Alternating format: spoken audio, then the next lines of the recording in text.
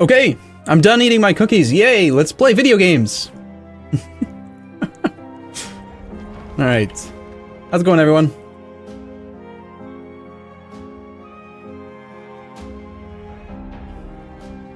Alright, so I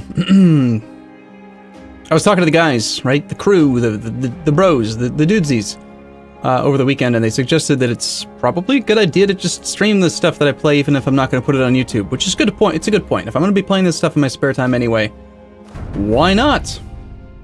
Delkas345, first subscriber since I returned. Mind explaining the stream schedule. Arumba, mind explaining the stream schedule? Yes. Okay, so here's the brief history of the stream schedule over the last 3 weeks. I wanted to make a European-friendly stream time, so we tried Tuesday. Then we tried Thursday. Now we've tried Tuesday again. And we're probably 99% chance going to stick with Tuesdays from now on. So Tuesday streams will be at 2 p.m. Eastern Standard Time, which is right now. Right this minute. This is when we start. And Thursday streams will be at 8 p.m. Eastern Time. So we're going to get all the cards and the images and stuff updated everywhere so that it's clear. But lately we've just been experimenting. From Germany. Hey, I have a host brother from Germany. Hails from the city of Frankfurt. It's a fantastic place. Very pretty city. The Petri dish. Heidelman. Hasardur. Also, yes, I can't say his name. Debujor has been doing quite a bit of work lately with the Twitch stuff. So it's coming. We just upgraded. You'll notice in the description down below the video, there's some pretty significant upgrades and changes to the cards and stuff down there. But the emoticons, there's also, yes, they're already approved. By the way, I forgot to mention that to the moderators. Moderators, you should maybe create like a temporary command or something to let people know. I don't know, however you want to do it, but I got 3 emails back from Twitch. Arumba Think, Arumba IDK, and Arumba Clap are all approved. These were apparently something that William had taken from a couple of the streams and taken still shots and given them to the artist. Nikunator. Good that I have 16. much spare time Tuesdays. D. Awesome. D. Mouse back. 9 months. Thank you. That's impressive. I appreciate you being here and watching live, resubbing. If I understand correctly, you actually have to be here live, right? Like you have to be in chat for it to pop up and say something about the 9 months. It's not just like every time the monthly tick happens, like it pops up an alert, right? It's you're issuing like a command to mention it, right? I think that's how it works. No recalculating emote? Oh, that would be quite funny, wouldn't it? Anyway, so yeah, those emotes are live, and one of them apparently was from when I was doing the clap. You guys remember when I was trying to sync up my microphone with the webcam, and I apparently made a funny face when I was clapping? And then the other thing was the what? It was the press a button to mention thinking, yourself. which I'm doing right now. This is what I don't. I just do this. I stroke. I stroke the beard, the stubble a little bit. What did she just say? You have? Yes, you have to be in chat. Okay. Twitch Prime Thrasher. Okay, so let me get you guys up to date. I've been playing this campaign for obviously about 57, 58 years. It's been 3 months since I last played a Ryukyu campaign, and I stopped playing because I discovered or heard about a major exploitative bug where you could duplicate your army. You could just, in every single battle, you could have twice as many men, and I couldn't not use it. Every single battle, I would just be like, well, it would be nice to have twice as many cannons right about now. How about instead of 20, I have 40? Sounds good. And I just couldn't not do it. It's like, if there's a mechanic in the game that I can abuse, I will abuse it. And so I lost interest because I thought, this is going to take a bunch of time, and then at the end of the day, I'm going to get the damn achievement by using this bug, and then I'm going to feel like I didn't actually earn it, and I'm going to be upset. So I stopped playing. And apparently now it's been fixed. So anyway, I've been doing this a little bit in my spare time, and I'm having a good time with it, and it's a pretty solid, straight up run. So yeah, we're not starting at the very beginning because it's a very slow process. I've probably put, I don't know, 6 hours or so into the first 50 years of the campaign. I mean, you play very, very slowly. Speed 2, Speed 3 at most. And I will admit, and I think this is true for most people who do this run, there is some save scumming involved. And when I say save scum, let's define that term before people get all up in arms about it. I'm not talking about every single time you get a stab hit, you just, Alt F4 and reload your game. I'm not talking about re-rolling until you get a 666 ruler every single time. Every single time your air is not perfect, you just re-roll. I'm not talking about, the pivotal battle with the enemy that you just didn't get good rolls on, and just re-rolling.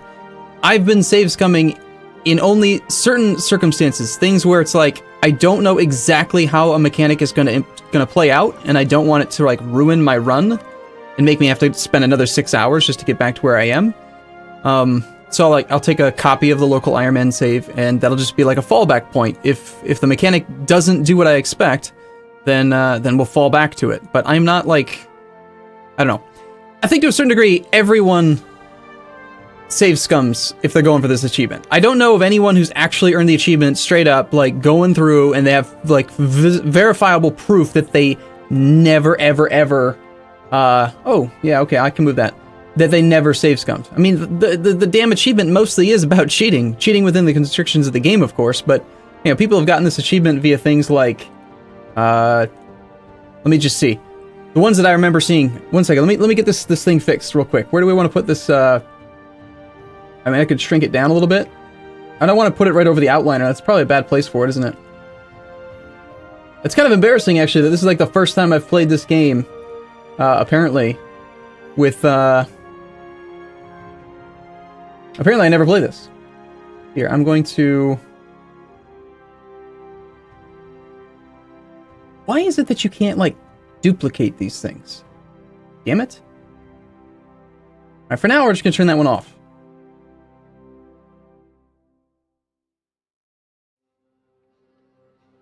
That way you guys can see the outliner. I think the outliner is pretty important.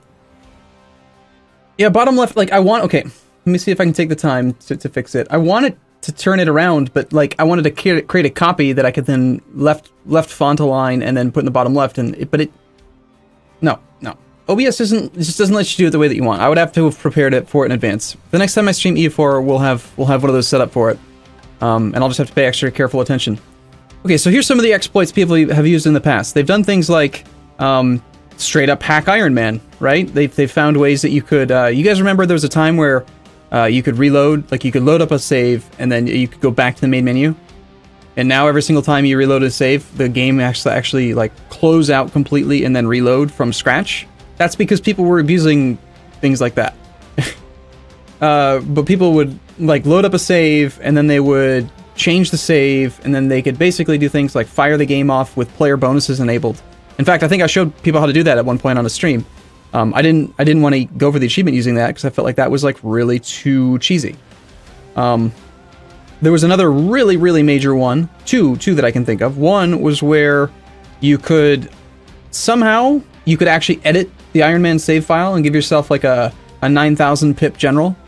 So he would have like 9,000 fire, 9,000 shock, 9,000 movement pips, and yeah, he was, you just win that way. You would instantly win any battle because that was just what would happen. There was another exploit where you could basically like have infinite money because if you somehow gave like blockade siege ability to light ships, then the general would raise their blockade efficiency to like an idiotic number, and it would like do an overroll or something on the big integer values or whatever it is, and you just end up with infinite money somehow. There was another exploit where you could bankrupt nations. I think that one might still actually be available. I don't want to do that. You can like sell them a ship and then save the game while the dialogue is still open and then reload the save, and then somehow because they didn't buy the ship that they thought they bought, then they don't have any money, so they like turn all their maintenance off, and then every hour, basically to the next time you reload the game, they have no maintenance. So just imagine, I declare war on Ming, and he's basically bankrupt. He's got 0.5 land morale. Make the game pretty easy, I would say. DDR Jake, I think quite famously before he started working for Paradox, his method for earning the Ryukyu, the Three Mountains achievement, which is what we're talking about, by the way, if I hadn't mentioned it. Dan Mingle, thank you for your subscription. So, DDR Jake, he had started off becoming like a quality control guy, like a beta tester for Paradox. Now he's the EU4 project lead. Before that, he was just a guy who liked to play EU4, and he would stream it, and he would do exploits and stuff. And he would actually sit down and think of how can I break the game, which is why he was a good beta tester. And if I remember correctly, his methodology was he found a infinite administrative and infinite diplomatic monarch point exploit. And again, I'm going back way deep in my memory here. It was something about a mission that you could get. You had to get 2 separate missions. You can never do the same mission back to back. In order to get a mission, you have to do a mission and then do a different mission, and then you can get the first mission a second time. And so there are 2 missions. One of them gave admin points, one of them that gave diplo points or something. And via sending and retracting a colonist over and over again and modifying his religious unity, toggling it between 99% and 100%, somehow he was able to get infinite dip and infinite administrative points. So he started the game off with as much technology as you could possibly get before you get capped out on points, as many ideas as you could get, all in the very first couple 30 years or whatever. So yeah, they changed all the missions basically after that. They're not the same anymore because of these types of exploits. So just bear in mind when I say things like, hey, we're gonna maybe have to reload and save scum a bit. Everyone cheats. That's the whole point of this damn achievement, is to find exploitative bugs. And actually, there's one I'm hoping to test that I think I timed it wrong by 1 day.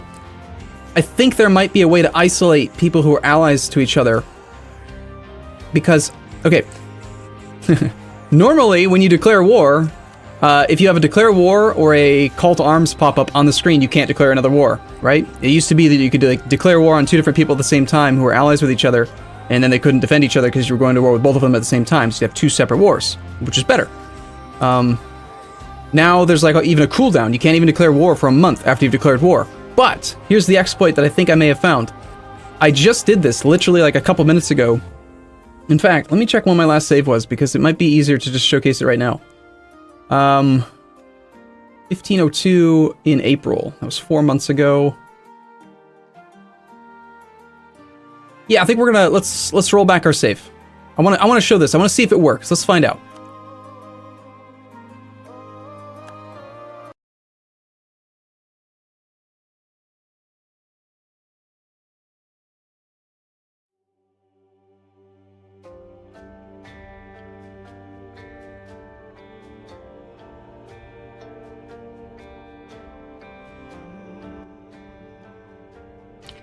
Now, why it is that you're allowed to make copies of Iron Man files and it doesn't, know that you've done it, I don't understand. Kind of defeats the purpose of Iron Man files, that's for sure, but...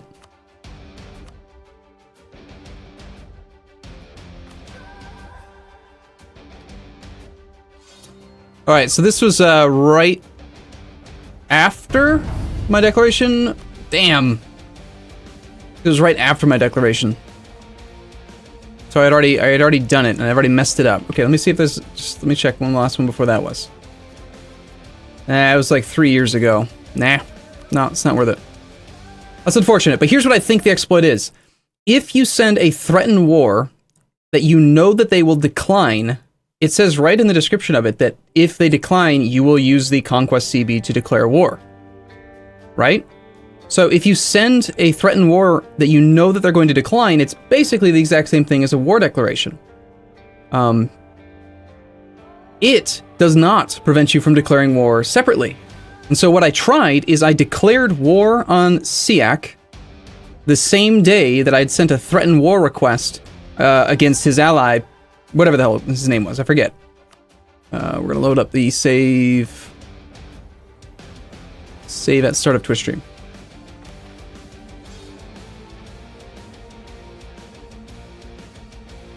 So it doesn't block you from doing both at the same time. I had assumed that it would, but I just discovered that it didn't. But when I did it, he still came in as the defender in the Siak War, and I think if I had timed it 1 day off, instead of doing it same day, threaten war Pasai, declare war on Siak, 1 day later, he gets a call to arms from Siak as the defender, and 1 day later is the response to my threatened war. So I think what it should have been is declare war.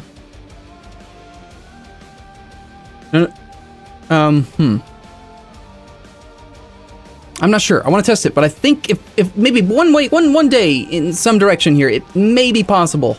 I don't know.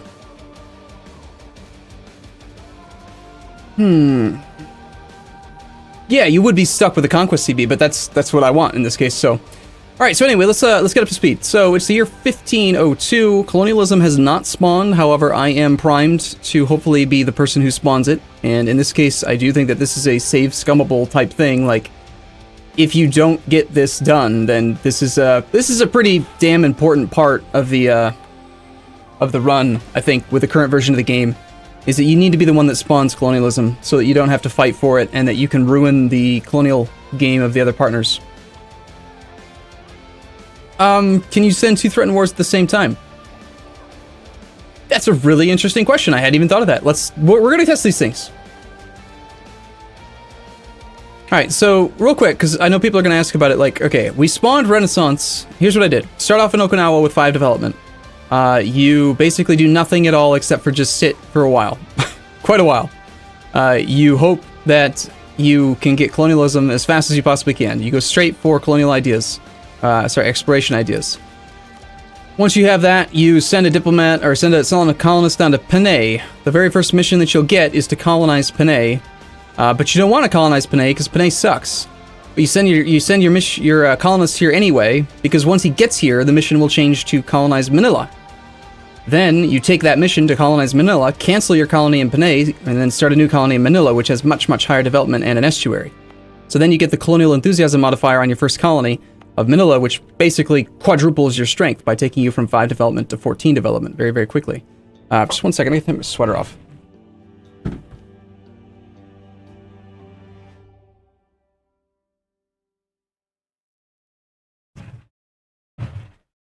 After that,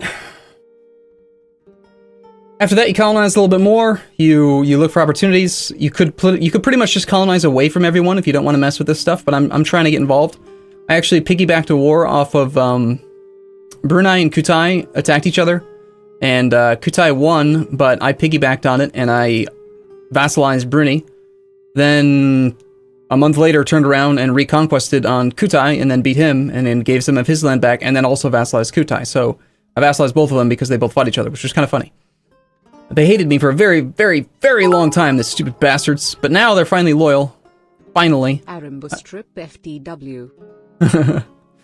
I had to do quite a bit of placating of the rulers with this guy. And then I actually had to like intentionally raise his liberty desire, so I enabled and disabled Scootage a couple times, and I placed my relative on his throne just to piss him off, because I was actually running into a situation where I didn't have enough diplomatic points to get to Tech 7 before 1500, so I had to stop my integration of Brunei. And anyway, that's happened. And so you spawn Renaissance via development. I ended up spawning the Renaissance in the province of Tondo. Tondo was the ideal location based on the provinces that were available to me. There's a spreadsheet available somewhere that will show you like which provinces are the most monarch point efficient to spawn an institution because of the way that the math works. So I spawned the Renaissance here. So if you look at the Renaissance map mode, I have it, my vassals have it, no one else does. They are not allowed to have it. It's my Renaissance. Because I'm not friendly with these guys, it's not spreading via adjacency. Annoyingly, this little shit over here has been stealing it a little bit. He was stealing it because I had made the mistake of improving relations with him, thinking that I should just generally improve relations with people, you know, so that I could maybe find alliances and stuff. It's very difficult to make your personal opinion of another nation negative. And if it's positive, even by 1 point, then adjacency, even across the sea tile, will spread institutions. So you can see that this little bastard, it's one of the reasons why I'm at war with him, he has actually managed to steal 30% of the Renaissance. So this is mine. It's my goddamn Renaissance. Can't have it. And anyway, I'm going to keep on exploring and expanding away and like constantly try to prevent them from getting my juicy institutions. and we're gonna go war the shit out of anyone that tries to colonize, and yeah, New World's mine. No one can go there. Meanwhile, we've been doing a little bit of exploring this way so that I can maybe get something going in Africa. I want to get down to the Cape of Good Hope so that I can interfere with the Portuguese / Castilian expansion into Africa. Also, Kilwa has a lot of gold mines, which I hear gold's good. I hear gold makes a lot of money and stuff. It's pretty nice, so it'd be good to get those. Probably going to do a little bit of colonization of Australia as well, because if you look at the gold mines, Australia has a very good chance to make gold. You got 7.9%, 9%, 7.4, 7.4, 6.8, 9.6. So pretty good chance of spawning some gold mines if we were to colonize down in Australia. I don't particularly want a colonial nation down there, but I would like the gold. It would be great. So, as it stands, we're primed to spawn colonialism. MitsJT, thank you for your subscription. We're primed to spawn colonialism, and we are, as soon as we finish the integration of Brunei, which should happen in the year 1506, I should become a world great power, which will unlock some more diplomatic options for me. Right now, we're declaring war on these guys because I want money, because I want to build shipyards, because I just recently moved my capital, which is a necessary requirement to spawn colonialism, by the way. You cannot spawn colonialism if you don't move your capital off of Okinawa. One of the restrictions for the colonialism spawn is that you cannot be an island. Pontiniac is not an island because my capital is now here. So I moved it here. Why here? Because I wanted my capital to be in Malacca, and this had actually the right amount of development as well for being a good province to spawn an institution from. So what's going to end up happening long term in this campaign is that I'm not really hoping. I know for sure I'm going to spawn colonialism, because if Portugal or Castile steal it from me, then I'm going to save scum that. That's too important to make the campaign.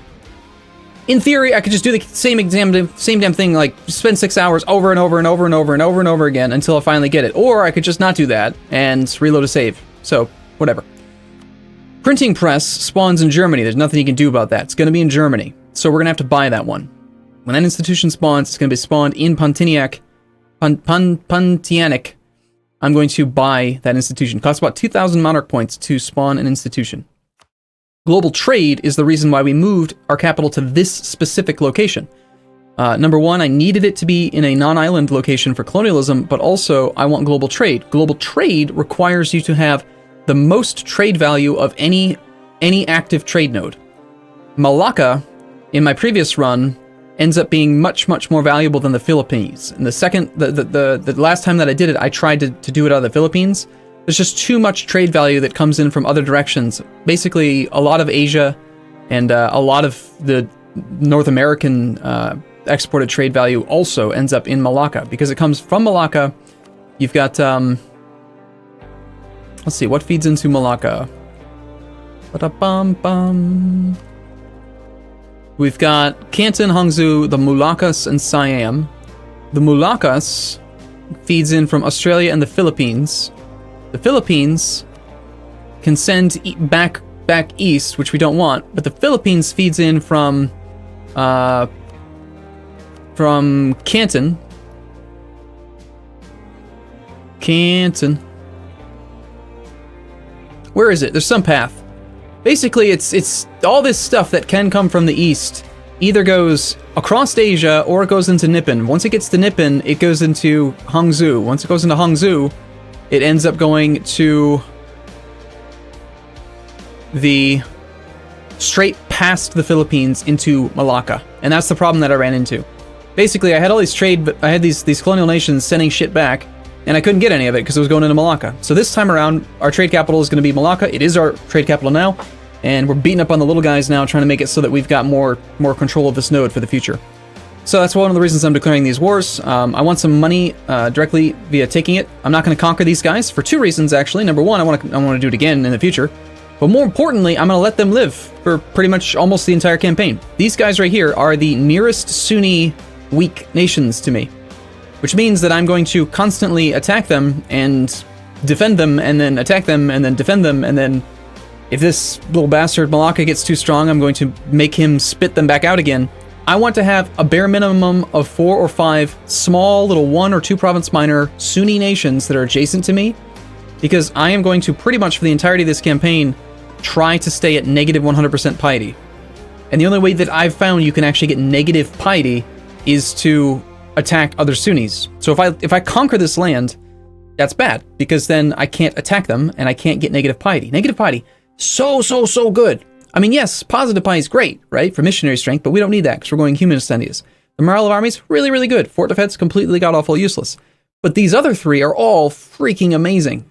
Having plus 20% national tax modifier and manpower modifier and tech cost is just freaking amazing.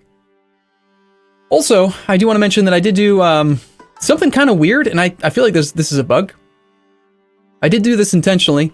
I allowed the nobility to fire their disaster, right? So their disaster fired. Normally, you're supposed to end up having to click this button. You have to curtail the nobility, which requires you to get to positive 1 stability, and then have you click this button. But what I did is I let them fire, and then I allowed myself to get broken as a nation by rebels, which for some reason cleared all the penalties you're supposed to have from the nobility being in charge, which is I don't even think it's listed. When the nobility are in charge, you have like negative 25% manpower, negative 25% trade power, and then there's one other bad thing that happens from it. But when you get broken by rebels, those penalties go away. The only drawback to this is that I now have, for some reason, the emirs expect 40% of my land, which is too much, so they just never get anything. At the same time, because they expect so much lands, and if I give them any of that land, they'll end up at 100%. I mean, I could take them up, and there's actually no penalty to them having 100% now. Doesn't make any difference, because the disaster's already fired. The disaster is already active, and there's no penalty to it. So I'm just gonna let it go. I'm just gonna leave it on for the entire campaign. I mean, why not? I've got two options. I can either give them a whole ton of land, and then I can interact with them again, which would be good, because I do want to spawn generals and stuff, and I want them to be able to demand monarch points. Or I could just completely ignore them, and then this is all I get. Negative 2.5% manpower recovery, negative 2.5% land maintenance modifier. And then I don't get to interact with the nobility estate. Seems pretty good to me. How many provinces do you have? I have 14, not counting vassals. So anyway, let's start playing, because it's already been 26 minutes. Yeah, well, the problem is that when you have this disaster fired, the emirs have an influence level of base 20, monarchy 5. So they have a base influence of 25. You can't make them go away completely. But there is one drawback, and that is that, and this was earlier on, actually a bonus I got. I'm now a noble republic with morale of armies plus 10% and tolerance of heretics plus 1. Here's the problem. If I ever want to change to a different government type, I am not allowed to. So like later on, instead of being like a despotic monarchy, for example, let's say I want to become an absolute monarchy or a constitutional monarchy, I won't be able to unless I'm willing to reset this bugged out disaster and pay 3 stability and 25 prestige to do so. We'll see. I don't know that that's actually necessary. So anyway, I'm ready to play a little bit. I'll go on to speed 2 just because I haven't loaded up in a little while. I don't think I have any debt. I've been doing some wars. Early on in the campaign, I conquered these two guys who produce stupid amounts of value, making 2.35 ducats a month and 2.82 ducats a month from these two provinces. That's like 5 ducats a month in income from 2 provinces. Very solid. I'm colonizing more right now in my capital area because I'm trying to get to the point where I can maybe spawn colonialism faster. Basically, the way that colonialism works is that as soon as anyone meets the conditions, there's a 5% chance per province that meets the conditions on a monthly tick, I think. I don't think it's an annual tick. I'm pretty sure it's a monthly tick, but I don't actually know for sure. So I meet all the conditions in one province, which means I believe every single month I have a 5% chance of spawning colonialism. But that also means that every single month, Portugal, Castile, and it's probably just Portugal and Castile. In fact, I know Portugal does, because Valencia... Was it No, that's Castile. Valencia spawned it once, and then I said no. And reloaded my save. So, anyway, we're beating up on this guy. Manja Pits. I've had some really squirrely things happen with rivalries. I, as a monkey, you may recall, I was mentioning it in Discord, that this was a campaign where Japan and Ming rivaled me. And at some point, though, we stopped being valid rivals, and then Ming unrivaled me. So, I'm still rivaled to Japan, but I have not been presented, like, I can't rival Manja Pit, which would have been awesome. I can't rival Malacca. Can't rival anyone. It's really annoying. And, oh yes, by the way, Ming is about to implode. They have positive stability, but they have lost the Mandate of Heaven. If we look at one of their provinces, we can see they have Mandate of Heaven lost, plus 10 unrest. So they are Ming-ploding. Yay! Alright. Nice easy stack wipe, pretty solid. We got a level 2 fort here. Hopefully he hasn't turned it on lately. No, he did, damn. Unfortunately, I cannot actually get to his capital till that fort falls down, so we're going to go down to no enemy units mode, which is 0 maintenance. And we're going to leave just the bare minimum number of troops required to do this siege, plus 1 extra. Now, here's the thing. I made my ruler into a general because I wanted him to die a little bit quicker. I'm a little bit leery about taking a 2 stab hit, though, from using him in a siege, which is really irritating, because he spawned with 2 siege pips, of course, which just tempts me so much to use him as a guy. My vassal is not able to blockade this. He's got 2 transports here. This is a 4 development province. I don't know, if I had 2 transports, would that be enough? Actually, that would. Well, in that case, my ships are leaving. We're gonna go see if we can blockade that other one with just my transports. I'd prefer to not have to use any of my light ships.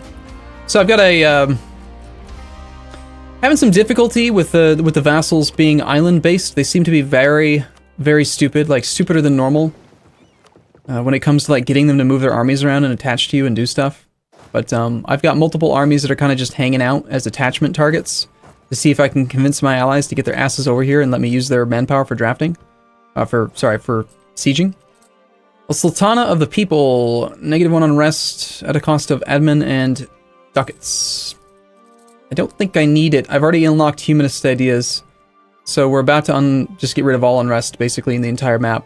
So no, I'm not going to do that. Not to mention, as I'm doing humanist ideas, I really care about administrative points, which is why we're focused on admin, which is why we're paying for a level 2 half-priced advisor.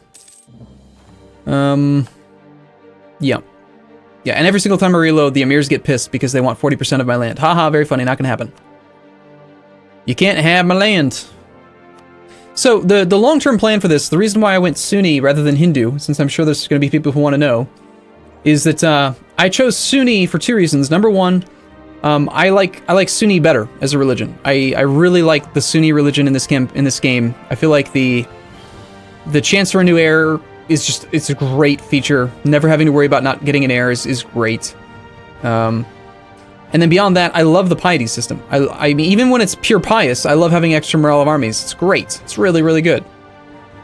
But instead, what I really want is I want the 20% national tax modifier, 20% national manpower modifier, and 10% tech cost reduction. And then on top of that, if you do what I'm doing, which is to go humanist ideas, which allows you to be completely diverse as a nation, you can have almost any religion you want, which works really, really well with this this estate called the Dhimmi. If you make the Dhimmi loyal, then you get a 10% tech cost tier. So altogether, the Sunni religion will be able to give me a 20% base tech cost reduction, while the Hindu faith can only give you, I think at admin tech 8, you get just a decision you can take that gives you like 8% reduced tech cost. So 8% versus 20%, I'd say Sunni wins in that regard. The thing that Hindu would have given instead is that Hindu has a deity that you can worship that gives you minus 10% tech core creation cost. That's also very, very good, but I feel like it's not as good as the other things that I just mentioned. So that's why that decision was made.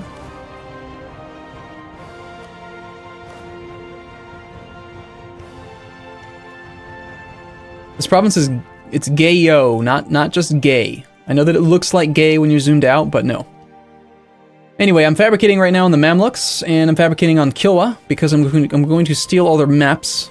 Filthy Robot would be super excited to hear about that. Looks like the Mamluks are having some issues with peasants. Anyway, the way that works is that if you have any units in an adjacent region to them, then you can steal their maps.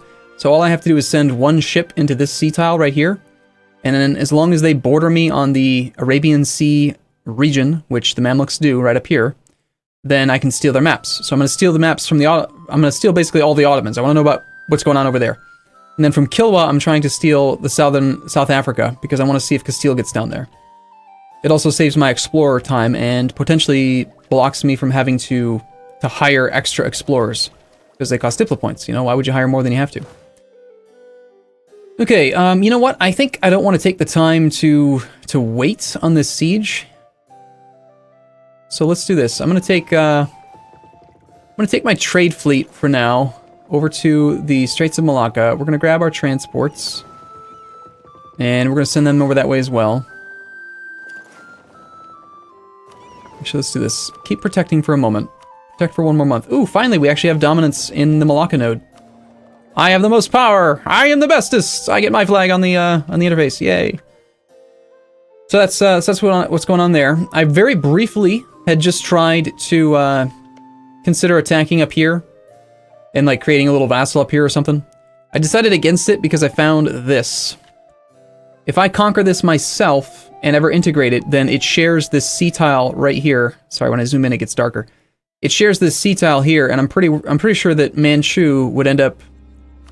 I can't piss him off because he's rivaled to Japan, so I'm pretty sure he would end up stealing all my institutions. So I canceled my expedition up here, just took all of his money instead, and sent my explorer, whatever the hell's name is, Conquistador, over here. And also we found out that she's actually a woman, so she's hanging out up here now. And she's trying to hunt for the 7 cities, even though that stupid mechanic is bugged and you have to constantly pay attention to it, otherwise it just stops working. Anyway, so he does have enough ships to be a threat. So what we're going to do is send our transports up there, and then for like a month, I'll stop protecting trade so that I can use these transports to get 4,000 men onto Pasai, and then we can get his capital fallen a little bit quicker. Although, I wonder, it might not be necessary.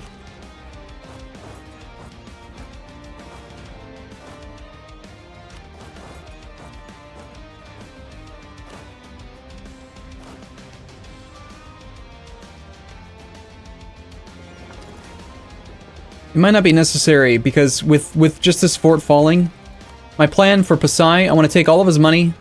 I want to transfer trade power. That's all I really care about. I want trade power from this little bastard because he's got a very important. He's got a province that provides 17.7% of trade power in the Malacca node. So if I can get that trade power, that would help out a lot with getting some income right now. We're making 5.14 ducats a month, not bad. That's with 2 colonies active. I do have 1 fort that I have not deleted. I've actually, at least while I have a surplus of income, I've decided that it kind of makes some sense to get my army tradition up a little bit. I like the idea of having more manpower recovery speed, and it's not very efficient. I mean, I'm still losing. That 1 fort only offsets. You can have it up to +1 from fully maintained forts, so I'd have to be paying 4 ducats a month just to maintain a little bit of army tradition, but oh well. I think I'm going to do it. I think I'm going to risk sending my actual ruler there. I want this siege to go quicker. The sooner I get to peace, the sooner I get my war exhaustion back down to 0, the sooner I can declare war again. Alright, so we got our blockade in place. Unfortunately, the general did not arrive in time to do that. Let's pull the good general off. The next siege stick is it's gonna be a while. I can get there in 6 days, so we can do this. Let's grab the trade fleet. You'll be up there by the 17th. I don't want the transports to go up there on their own. Really annoyingly, apparently I'm like 9 units away from being out of range. So this navy's actually gonna suffer attrition out here, which is just annoying. I do have an impending disaster, but it's a very, very slow-ticking one, so I'm not very worried about it. Okay, before the next monthly tick, looks like we're going to have to reinforce that army a little bit. Let's grab a larger one.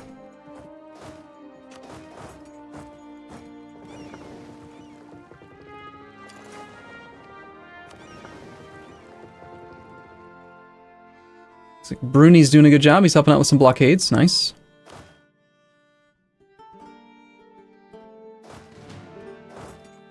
Okay, we're gonna take this army over that way. And, I do have 1 unit here, but I think he's... No, they are not actually attached to me. If I leave, looks like Bruni's actually listening. I can't believe it. I told him to go siege that, and he's doing it. I am amazed. He's normally such an idiot.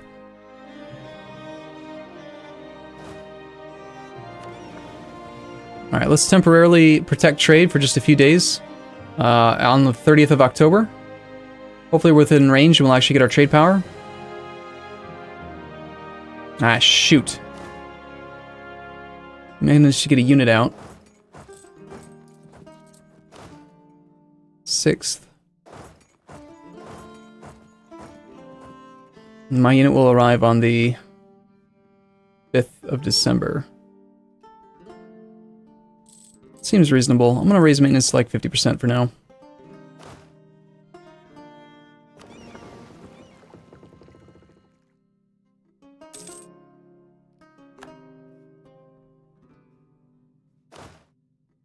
Damn it, he's murking up. Alright, fine, screw this plan.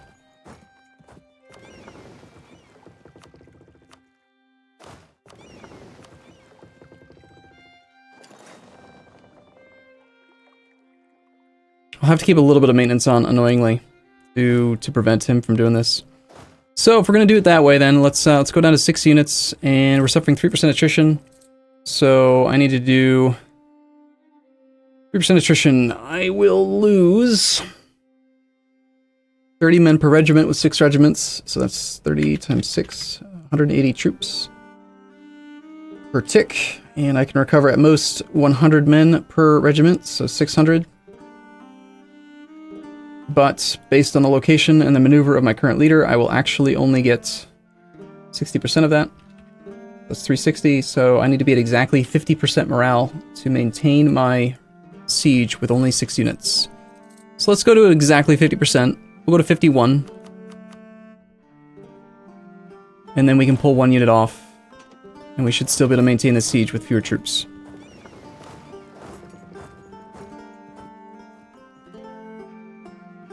Stupid bastard with his units.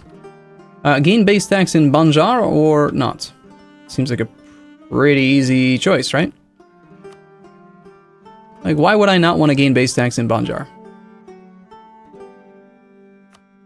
Yeah, I'll take the base tax. Thank you very much. We're looking on great powers. 258 out of 279. It's okay. I hope you guys don't get upset when I definitely play a lot slower than you probably want me to. It is just a thing that will happen.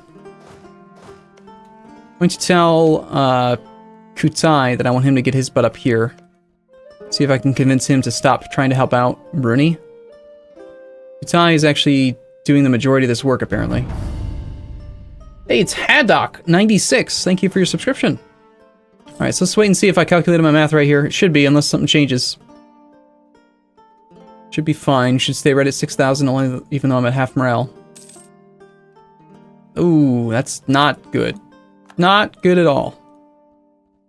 My level 3... Sorry, my level 2 half-price guy just died. Damn. I do have a half-price inflation guy, and I need to get my inflation down, so we'll pay for him. I heard a cheer. It was Mare Letalis. Thank you for your cheer. Okay, so... Scuba John. Alright, my truce with you is up. Now, as soon as we're at peace, there's this fun thing that you can do. And I find it to be so gamey. Someone should write these things down, by the way. These are just like things that I've realized I can do in the last couple days while I've been messing around with this. If you don't even want the province, and you don't care about your truce timer, and the target's weak enough that they would accept a threatened war, fabricate a claim on them, threaten war, take their province, while it's a territory, raise the autonomy, and then sell the province back to them. All you end up doing is you lose 10 prestige, you take a tiny bit of aggressive expansion, but probably doesn't matter in most cases, and you end up giving them a 100% autonomy province for full sales price. It's hilarious. That's actually what I was trying to do with Pasai. I was going to do my separate war and isolate Pasai and Siak, but... So we'll do that to GMB in a moment here. This province here has currently 52.7% autonomy. Well, if I don't want to take the land, and I don't, because I don't want to have any adjacencies to these guys, because I don't want to let my institutions spread into Asia, but I want the other provinces here to have, like, no trade power. That's a great way to do it. Just make them have 100% autonomy. Seems like a good solution, doesn't it? I think so. Alright, I'm actually going to, even though he's got a couple units, I'm going to send one more over here, and we're going to go even lower on maintenance. Because number one, I don't want to be fully reinforced anyway. I'm still... There's a chance, if I take a stab hit, if my ruler dies right now, and I'm below 25% of my max manpower, we'll have the Peasants' War, and I don't want to deal with that. And so I'm trying to not reinforce very much.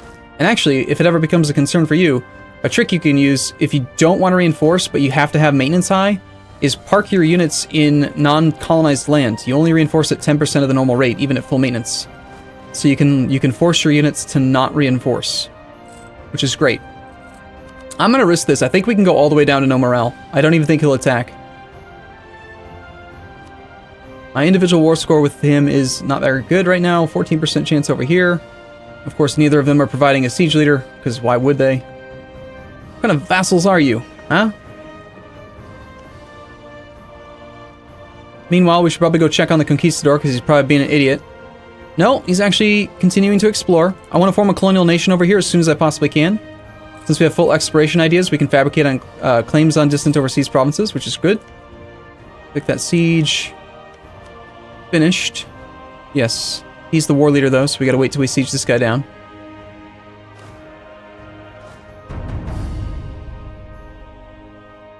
I'm gonna tell Bruni to target this one. Kutai seems to be a dummy, and he actually isn't listening. Smeagol!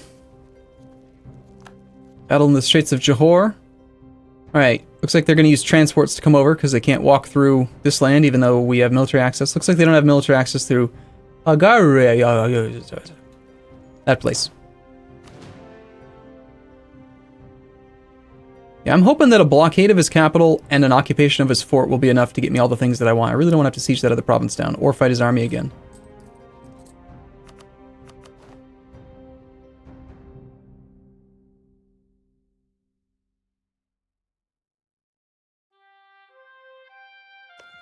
%, chance. Alright, we're at 45 on the Mamluks.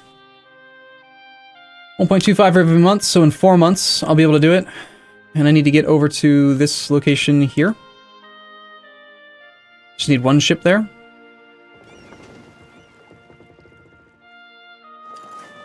You can get there in about 1 month. Yeah, so we don't need to worry about it yet. Not to mention transports are slower. If I just send one light ship, then that will be good. Apparently Bruni's going to fight the 19 stack of ships. That's less than ideal. 14%? No. Alright, it'd be great if we could get a month of repairs. These ships getting damaged right now is kind of annoying. Okay, let's take a peek over here again. I'm gonna go back up to speed 3. I want to discover as many of these nations over here in this colonial region as I can. I don't think there's going to be enough in colonial Alaska. There's usually a dude that lives behind this strait. I should probably not be looking over here while there's battles going on elsewhere. I'm going to force him to manually explore for a second. Because I want to guarantee that we unlock those if there is a guy hiding there. And it looks like his fleet will be here in 2 days to fight my navy. Great. That's why you're not really supposed to look away.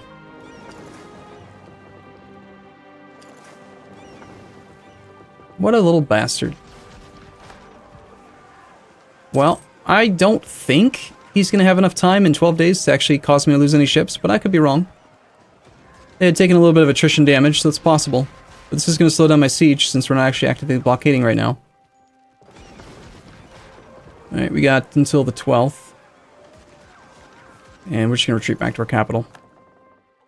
And where's my actual primary fleet now? It's up here. I think that keyboard shortcut 3. Heading up this way anyway, we'll bring it over to hopefully... Maybe we could get lucky, 14% chance. Nah, food shortage. Damn it, Killua, you second... It's the second time this bastard's caught me. Ugh, so frustrating.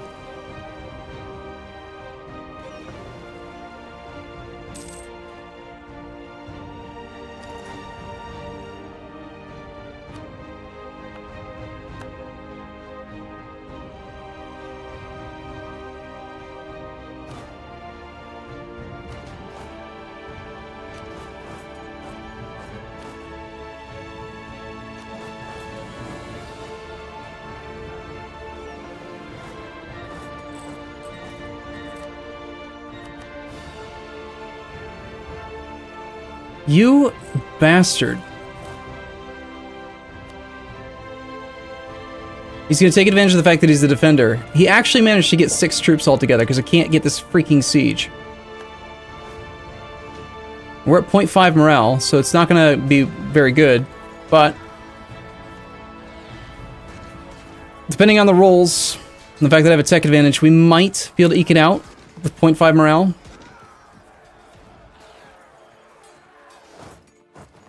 No, we still technically lost. Of course, we killed way more than we lost. Damn it! That just reset the siege timer. Son of a bitch! I got greedy. Kill this goddamn fleet so we can't do it again. Stupid sack of shit. Makes me mad.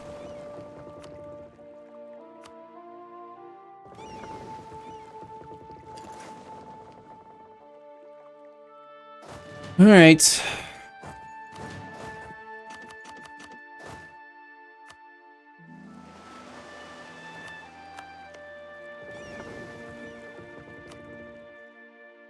Africa, Oceania.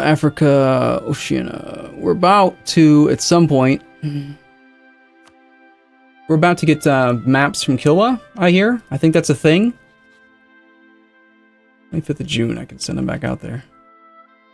Let's grab one of these ships out. So, like, you remember I mentioned earlier how I'm not, I don't know. We are save scumming on occasion, but, like, I'm not going to just, like, go reload a new save just because that siege didn't happen as fast as it could have. It's really, really, really annoying that that just happened, but it's not the end of the world. We'll be fine.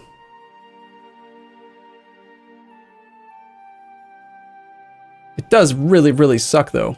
I can say that much. Yeah, I shouldn't have lowered the maintenance. I don't know. You guys tell me. Should we? If it were just me, if I were not on stream right now and I wasn't asking you, then I would just keep playing. But you tell me, should we just reload?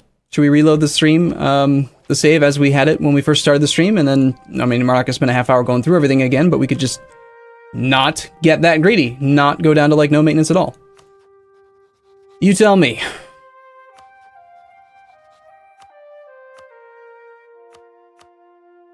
Central Asia.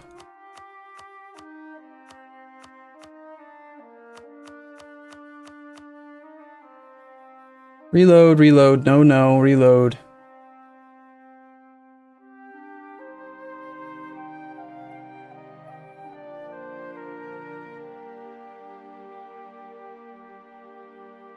That's a lot more people saying reload than not. Alright, fine. I mean, there's always going to be, no, it's not going to be 100% agreement no matter what, but... Alright, that was the...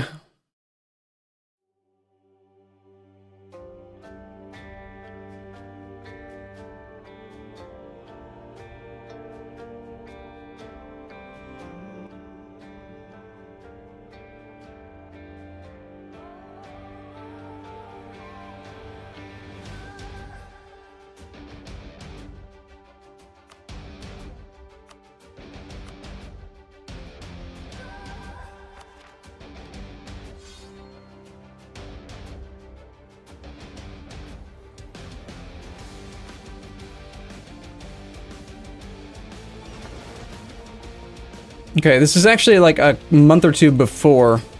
It was right as I declared. So...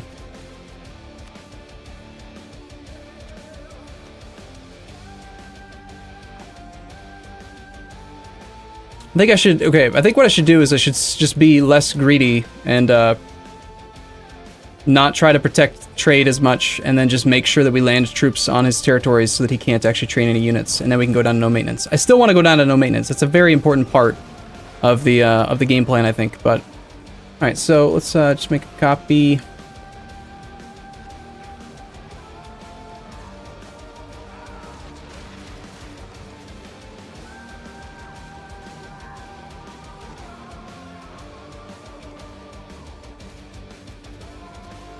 Okay, I think I need to modify you guys to be... I want you to be aggressive. Actually, I want you to be siege-focused, is what I'd prefer. And then beyond that, we're going to take Haishisho, the Navy. Let's check on the Explorer. Explorer's currently up here. Doing okay. Good, good. And I don't think there was any other interactions with any estates or anything that I had done. I hadn't done much, so... Although we do have room for a couple more one more bark. I'm slightly over the force limit, but I don't mind being over the force limit. I basically go to my force limit in light ships and then buy as many transports as I have to. And then I'm willing to pay that price. The cost right now is only 0.8 ducats, basically, to have my transports. Plus the actual maintenance cost of the transports, which 10 transports at a maintenance cost of... Doesn't say. At least until the battle's over.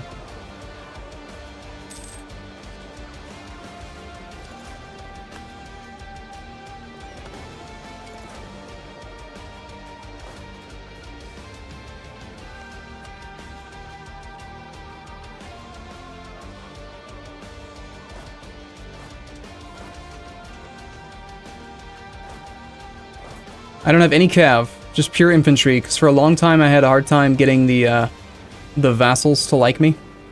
So I needed to inflate my numbers. Which meant that I had to be very cheap. Stuff's going on in Japan.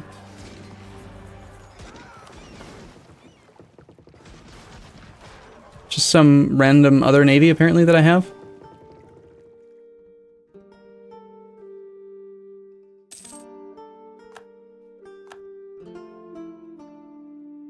Okay, I'm gonna leave behind just a single unit, because I know that he's gonna...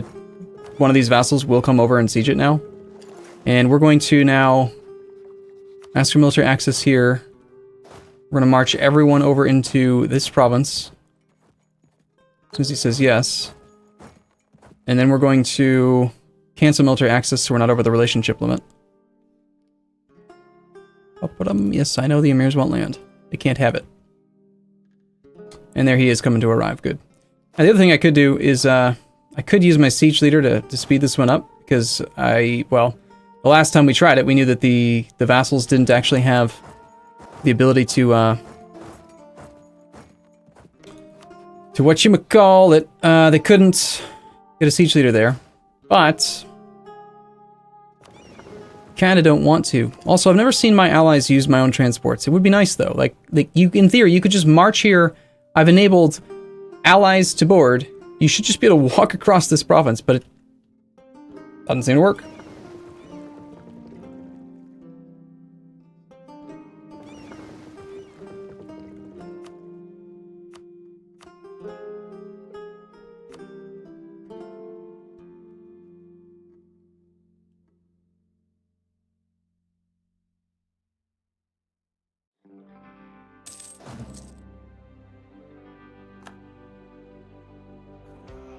Okay, annoyingly, he is unreachable there. It'd be great. I would prefer to not have to fight him in that province, but...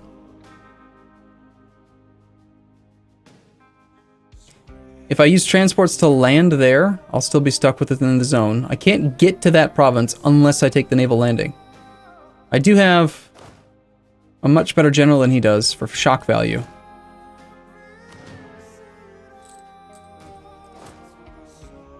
Basically, I think I'm going to have to just start the siege with full maintenance on and the siege leader, and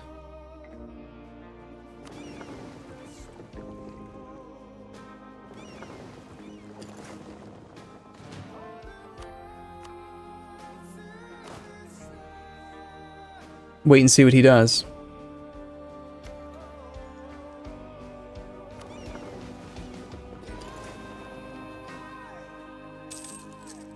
And with his 20 ships there.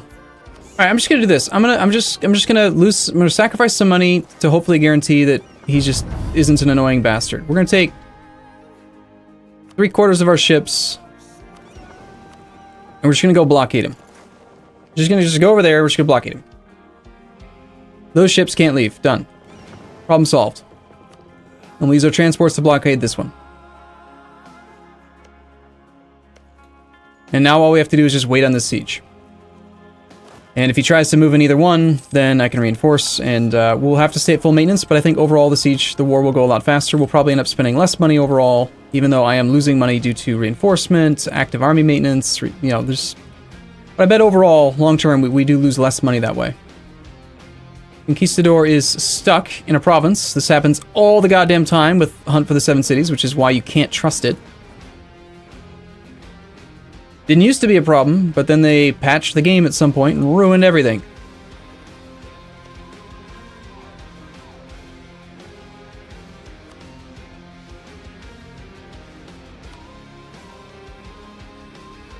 Scroosy! Thank you for your subscription. Come on, roll something good. What do we get? Supplies shortage. And there goes the Theologian again. Damn. Looks like it was his time. He was getting old. So supply shortages, only +1 siege status. Alright, well, it's fine. Point dump for getting institutions definitely does not stop you from getting world conquest. I think that most people severely underestimate how quickly you can conquer land in the late game if you have the right set of ideas.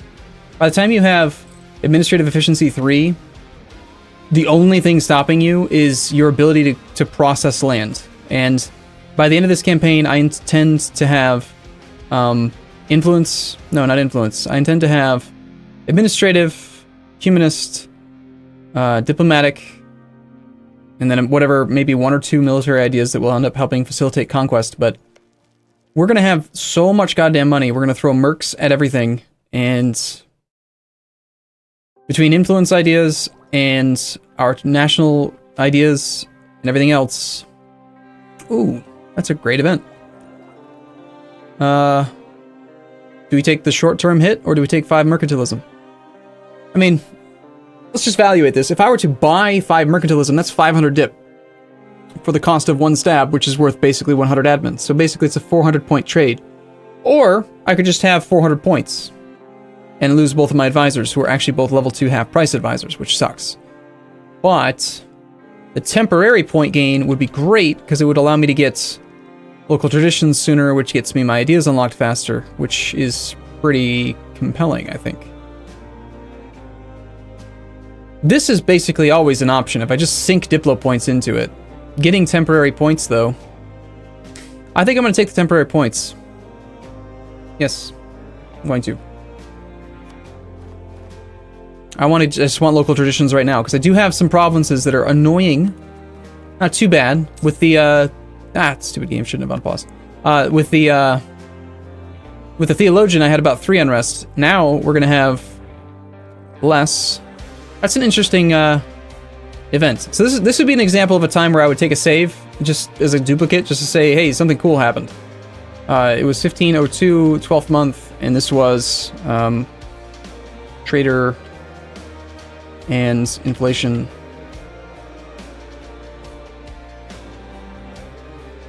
It's just a notable thing. So we did lose both guys, but actually, see, this is good. I think I can either take the spy network guy now. I'll get fewer points over on a monthly basis, but I just got 200 months worth of the difference up front. So I can pay half as much, make some more money, build some shipyards, and at the same time, I can spy better on my map stealing, or I could go for Diplo Rep to integrate Bruni quicker, which is what I want to do. I'm gonna take the Diplo Rep guy. And we're gonna go for the... I don't know, your prestige seems very undervalued to me these days, based on how easy it is to get. They're both not very appealing to me. But I guess if I had to choose, I'd prefer the prestige, because it'll help out with morale of armies. And let's go ahead and unlock this idea. So that's actually 2 yearly prestige we just gained. It's good. Is this going to be a YouTube series? No. If I get the achievement, I'll probably end up doing like a time lapse where it'll be a 20-minute episode. I'll play the time lapse on like speed.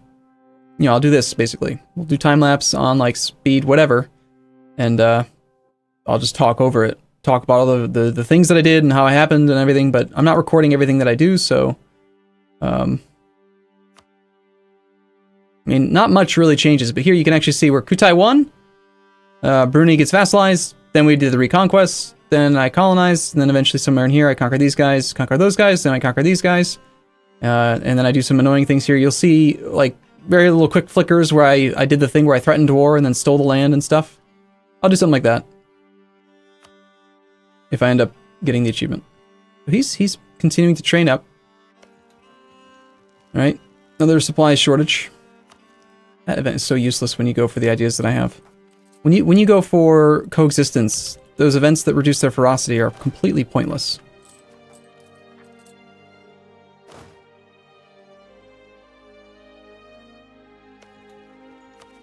It looks like we can also take Diplotech. The Dimi are currently loyal. I think we'll take Diplo. Ooh, yay, access to docks. That's really important. More importantly, yeah. Where'd it go again? There it is. That's good. Trade efficiency plus 20%. Hell yeah.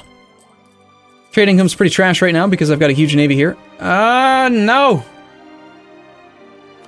Where did it spawn? Lisboa. Exit the menu. Not cool, game. Not cool, game.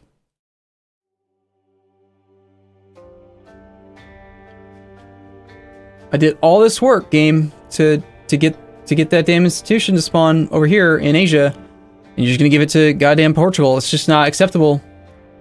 Nope, it's not how it works.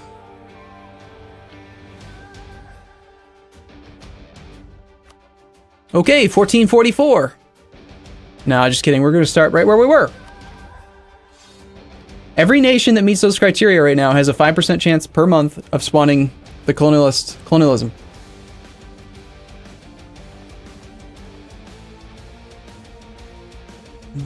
You get monarch points when you get it too? Awesome. I totally forgot about that. Yeah, I as a monkey, one of the moderators in chat right now, is apparently, he's also doing the same thing. He's going for the achievement right now. So it spawned like the very next month. Nice! Hey, that time we actually got a wall breach too. See, this alternate reality is way better. These ships are starting to suffer some attrition.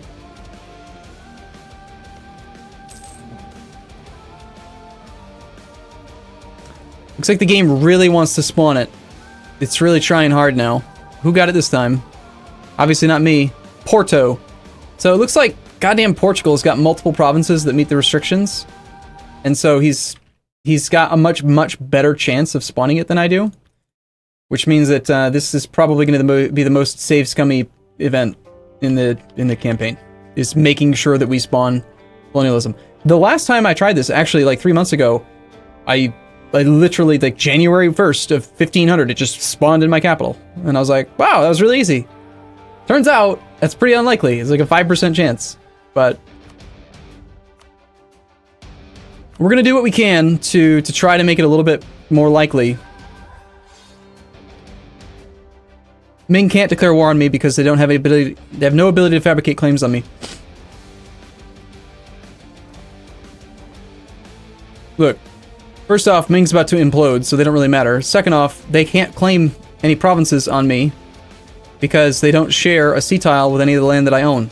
It is not possible for Ming to fabricate on me, so it's not a thing.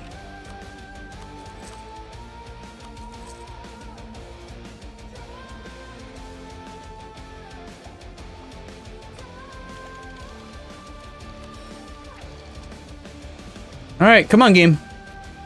Oh, damn, we lost our wall breach. Oh!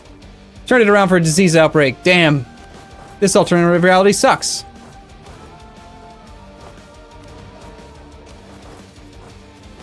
Not cool, game. At least give me... Okay, as compensation, game, spawn that thing. Right there. Right there. Spawn it. I will accept your apology if you spawn the institution in my capital right now. Go ahead and do it. Come on. Come on. Damn it. Porto. Portugal, you son of a bitch. Well, at least we don't have to deal with that disease outbreak.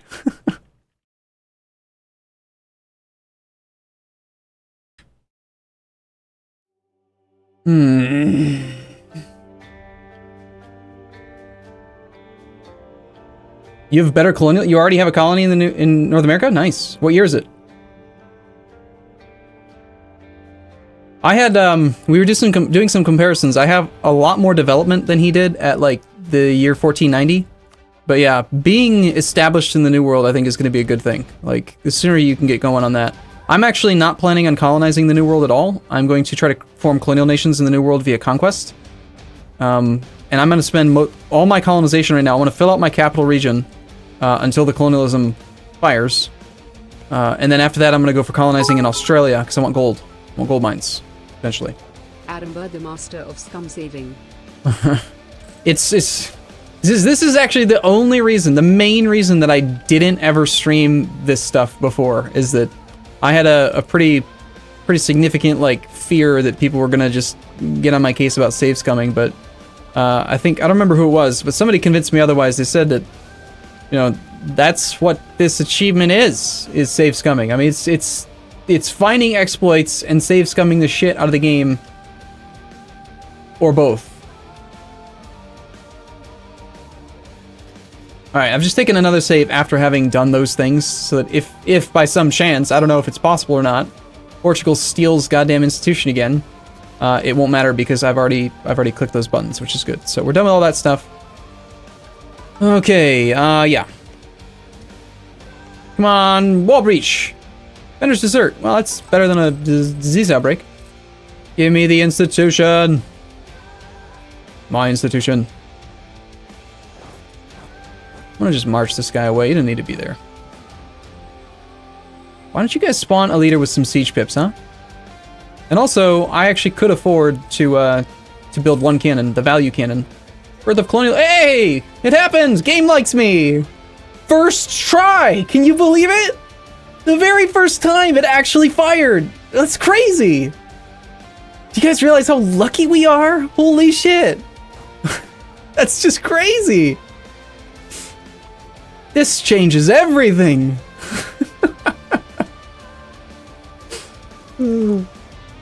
Alright, so we gain 100 of each mill, 20 prestige, we get, Pontiniac becomes a major colonial port until the end of the game, local trade power +5. First try! We needed to get a screenshot of that, William. It's William in chat. First try! Like, I mean, come on, with the eyes. First time! First time! It's crazy! I can't believe our luck! It's so good! Awesome! So happy. So yeah, we got a major colonial port. And more importantly, Arumba the master of luck. Yes, that's so lucky. Now we gotta respawn it. We gotta reload because we didn't get a wall breach. I want to get the wall breach and the spawned colonialism on this tick. You guys want to keep reloading? Sorry, 100 of each monarch point is what I meant to say. So anyway, so that's cool. So here's the thing, is that we gotta check and see and make sure that colonialism is not spreadable to these guys. First off, they cannot get any growth of colonialism until they have Renaissance, as far as I know. Pretty sure they've gotta have this one before they can get this one. So long as I prevent them from getting Renaissance, they shouldn't be able to steal my colonialism. Nearby friendly, I'm gonna keep warring these bastards so that they hate me, so they can't steal stuff from me. Port/capital of a country with a new world colonial nation. They're not gonna become colonial nations. Port neighboring province with colonialism. That's bad. It might end up spreading over here, but hey, at the very least, we don't have to worry about fighting for it, and the Europeans will suffer for a while. So that's good. 7% chance. I expect this to fall. We should just reload over and over again. Every single time something doesn't go our way, we'll just reload. Every single siege in the entire campaign. It was a miraculous occurrence. Every single siege I won at 7%. Can you believe it? I know I can't. Oh, man. Delhi have managed to throw off their oppressors and blah, blah, blah. We are now trading in coffee, institution spread. Cool. So we don't automatically get the institution, by the way. I don't think. I think we still have to embrace it. It spawned in Pontianak. Pontianak. Yeah, it does need to still spread normally. And that sucks. But soon we'll have it. We're not going to really be paying any kind of penalties for tech yet. We'll just wait if we have to. Pontianak. We're wasting so much money right now by not protecting trade. 21% chance. Yeah! Fell. Sweet. Alright, should we go smash his facey? His facey? Nah. I think we can probably get what we want. So we don't want to pay any dip. Because I don't want this land. I am declaring this war not for conquest. We can conquer this guy way later. And here's the reasons why I don't want his land. Number one. I want Sunni neighbors that I can attack to get my piety to negative. And if I conquer him, I won't have Sunni neighbors. So he needs to stay here. I'm going to keep on attacking him whenever I need to take huge bumps in tech. So he needs to continue to exist. I need to ensure that he survives.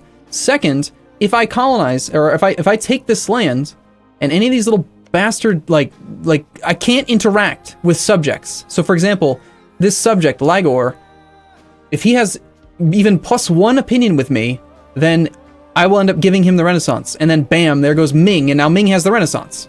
So I cannot take this land. But what I can take is all of his money, all of his trade power.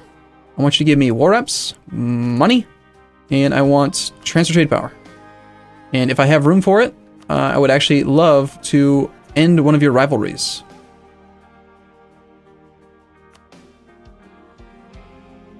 Yeah, I think we're going to go smash his face in. I want some prestige.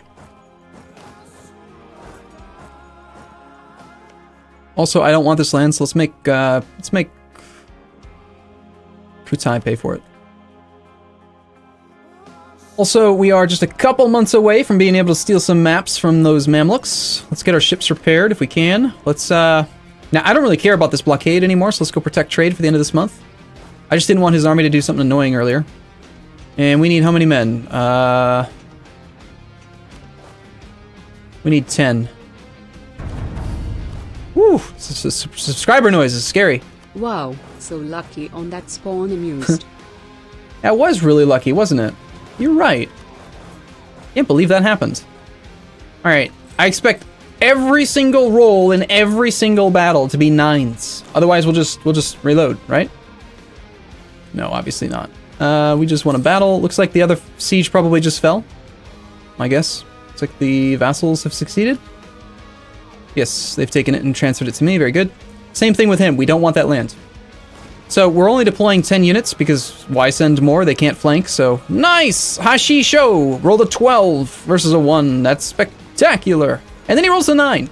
This guy, he knows. He knows the price of failure. Alright, what do we got? Negative 177 reasons for peace. I only have 22 war score because of Gaio. It looks like he's going to make me siege down his capital. That bastard. Alright, in that case, we'll take the this guy. We'll take the siege leader. We will grab a couple of those guys. We'll pull them off. We'll go looting. And we're going to go down to no maintenance mode because we are... We'll have maintenance on for a month at like 30%. So we can maintain that. Well, actually, I need to be at like 60% for that. 3% attrition tick? Damn. No, Pasai. Looming disaster, currently at 25%. Oh, right, every single time, by the way. The Emirs demand more land, the Emirs are not happy. Well, no shit. If you missed it earlier, I did some heinous things to them. And it's not surprising whatsoever that they, Oh, you know what we could do? This might be kind of sneaky. What if I take the leader that we just got, who's actually got land attrition? Stream, whoop, whoop. Yeah, EU4! Whoop whoop! I like that. Economy decreased in Makassar. Okay, fair enough. So here's what we're gonna do. We're gonna grab these 2 units, we're gonna reorganize, and we're gonna leave... We want the siege leader for the siege pit, but we want most of the units to suffer no attrition. So we're gonna take them all and put them onto this guy. And then we're gonna take one of them off. And I want to see if this works. So yeah, 2.4% attrition on the majority of the army. Sneaky, sneaky. Unfortunately, I apparently have bad math, and the siege didn't complete at 3 days to go. Nice. And we've got enough points. We need to send one ship that way. Let's just send a transport, because I don't want to tie up any of my lights. I want to try to make up for some of that lost money. Also, I'm a little concerned that the Conquistador is being an idiot again. No, he's actually still going. Okay, cool. Like I said, I want you to go into there and there, and then keep on hunting. Excuse me, there's going to be a battle here? What? Coast of Asa on the 13th. Never mind, looks like they don't want my transports to come out. You bastard, I need to steal some maps. My explorer's on his way home.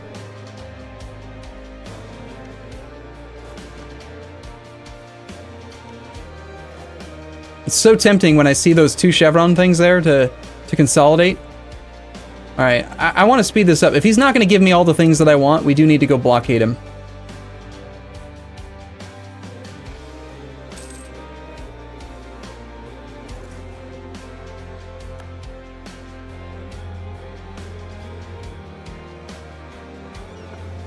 Let's take one of our full strength barks out and steal the maps from the Mamluks.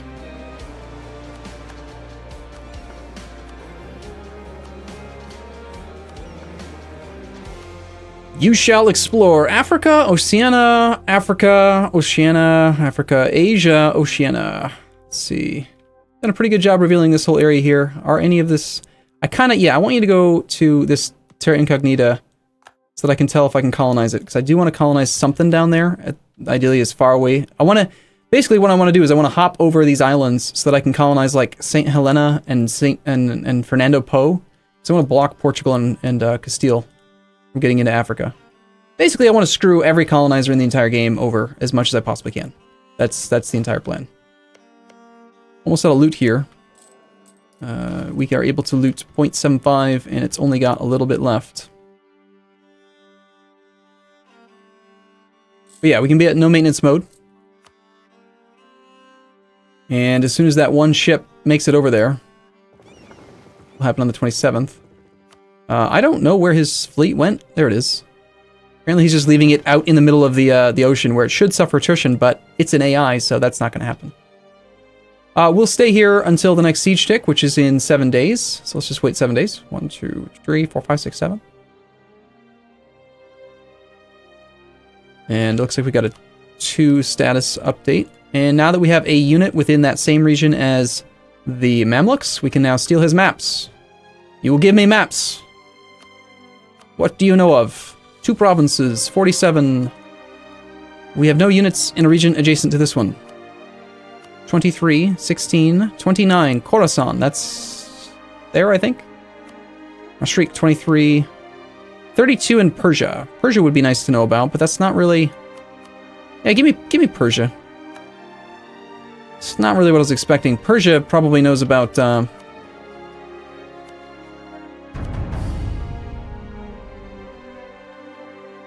You know, I need to steal Egypt, too. Alright, let's see if we can get you to, I don't know, just try to come home. Hopefully you don't get caught out. I don't want to pay attention to that guy. Thank you for your subscription, Zero City, Twitch Prime. Okay, there's only a little bit of loot left. Okay, the ships were protecting trade on the monthly tick, and now they're going to stop and just sit here again. So we get the benefits of both worlds. There is 0.39 loot available. These guys should be able to consume it all. So let's grab these other guys over here.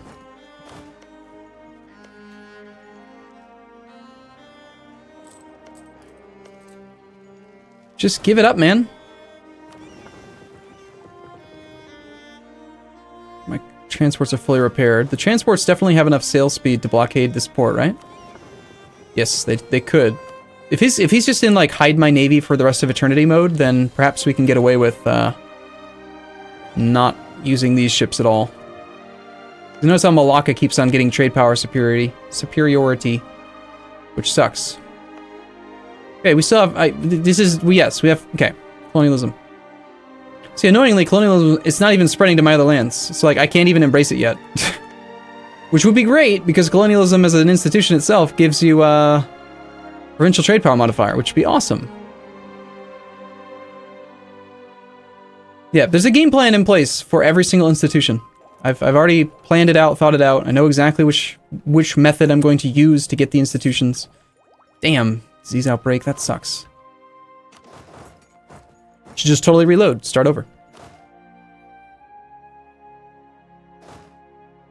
Okay, my leader stays.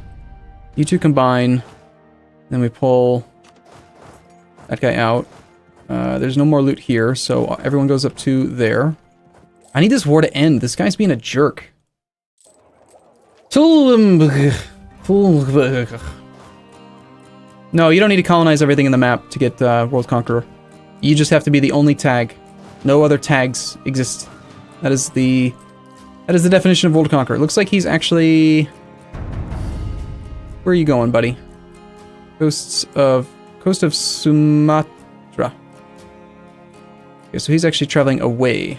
That's good. I won Bach! 25 months! I won Bach.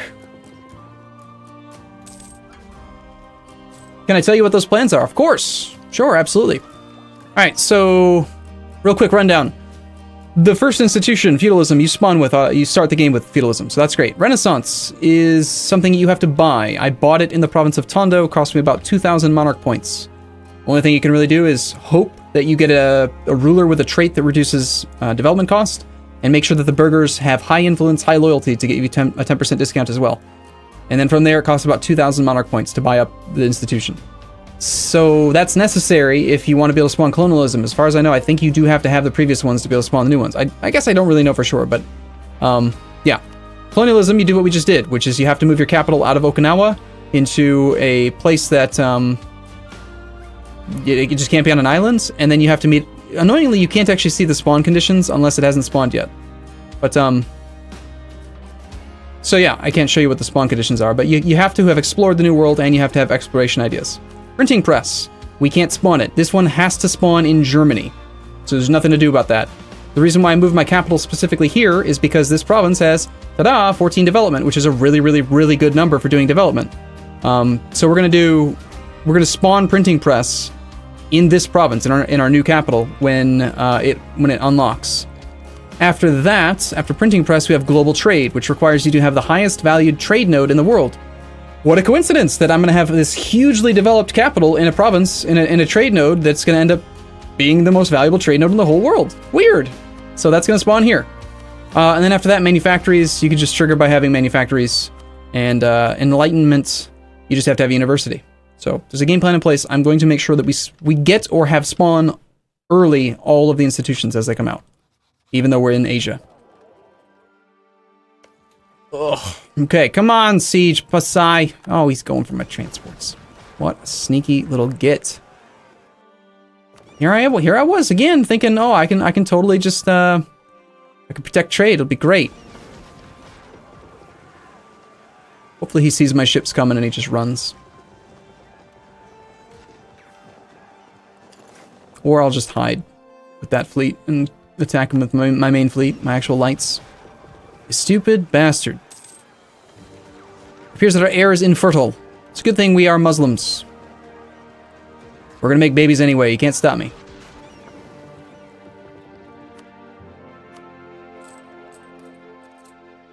Getting awfully low there. We lose, let's see, we've got how many actual regiments? We got 1 plus 3 is 4 regiments, suffering 30% attrition, roughly, 3% roughly. It's 120 men, and I don't have 120 men there, so we gotta sub someone new in. Otherwise, we will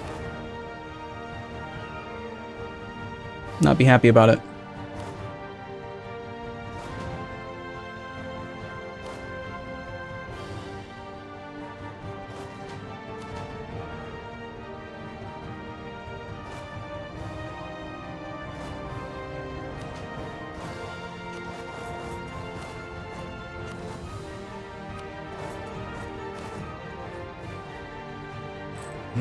Okay. Boom, boom, boom, boom, boom, boom, boom. Do we dare? Do we dare poke out and see if he's gonna try to jump me again? Let's do it.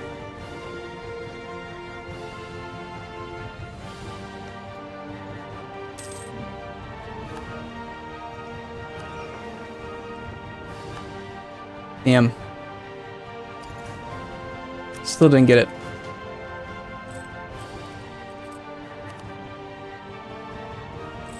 Making 8 ducats a month though. Good lord. Trade income's coming up a ton. Just recently, if memory serves, my trade income was only like 2 to 3. So yeah, trade income's already coming up a lot. Which is good. Good stuff. It's like Japan is well on their way to becoming Japan. Like real Japan. So we're gonna have to go kick his butt soon. If we expand it to the New World, which by the way, I gotta go look at the New World, probably stuck on a guy, right? No, we're not. Good. So we found some little one province miners, and because we have full exploration ideas, we can actually fabricate on these guys. So long as they are coastal, we will be able to fabricate, and then if they are within colonization range, I can core them. So I do need to get a colony in Hawaii, so that we have colonial ability up into Asia. Sorry, Asia. New World.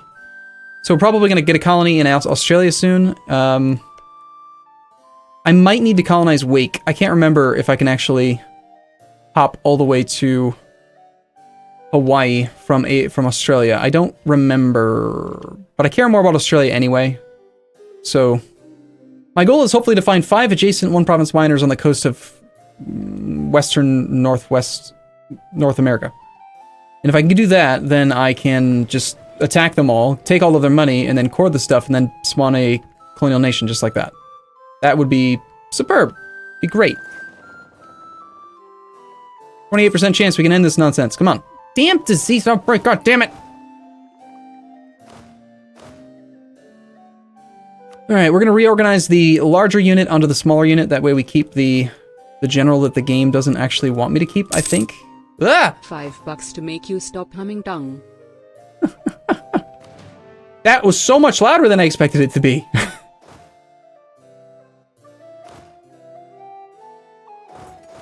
What? I'm allowed to hum though, aren't I? Why can't I hum? Why don't you want me to hum? It's just a thing I do. Alright, I'm gonna leave the damn siege leader here with no units at all, so that he just doesn't suffer any attrition. And then we're gonna put the entire army under the control of this dude. And he's gonna make us suffer less attrition because he's awesome.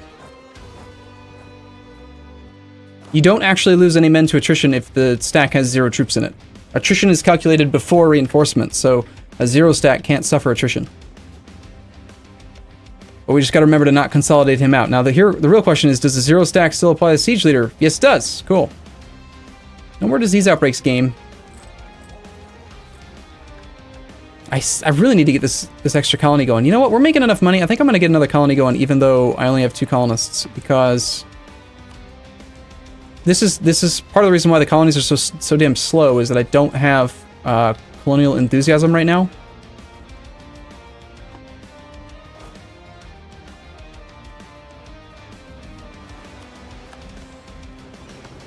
Alright, what does the coast look like? Colonial range. Okay, we can reach Diego Garcia right now, but we cannot reach Mauritius. Probably going to need to use that as a jumping point, and possibly Wake or Australia as a jumping point. Okay, or we could try to pick up a colonial range advisor. Those are rare but useful. They can be situationally. I think there's also a random event that might do it too. All right, let us explore. Where? I want to explore the Arabian coast.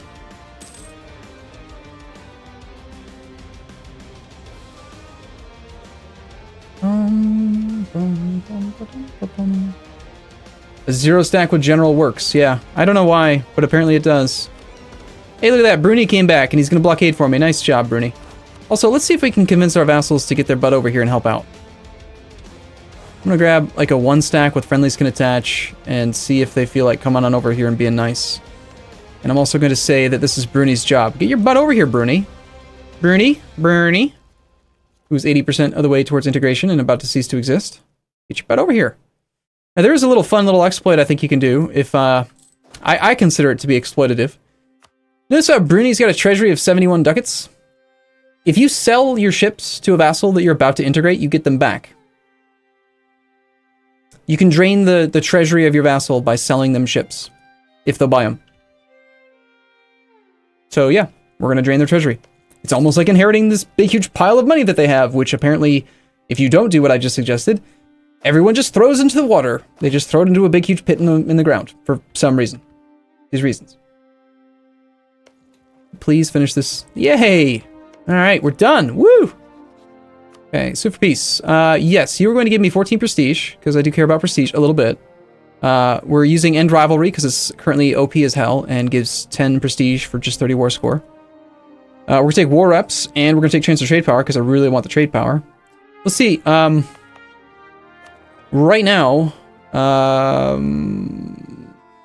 that's, well, I don't know. We'll just see. We're going to be doing well. We're going to piece you out for these things. I don't want to fight his ships. He can. I should have. Damn it! I should have fought his ships. I should have murdered them all. Oh well. So we're at no maintenance. Let's march our army back down to. Say, we're about to get black flagged actually, so that's ideal because we can black flagged march over to like Johor. And as soon as we get our diplomat back, we can peace out Siak. So I did not get to take his treasury, but more importantly, I get his trade power. So in this node now, we should see... Probably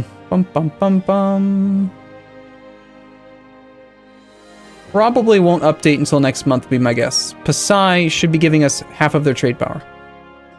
So it's like we have half of that coastal center of trade without actually having to take it. Is that not how you say Bruni? Well, then they should have spelled it that way. Siak, you will give me... Now here's something I was considering, like... I don't know. I almost consider releasing him as a vassal. Because he does have a bunch of cores. There's like 3 cores that I could feed him. But that goes directly against what I said earlier, where I want to be able to attack Muslims. If I can attack other Muslims that are nearby, that are small and weak, and I can do it every couple of years, I can keep my piety at negative 100. And I'm pretty sure that that's way more important than returning a few cores, right?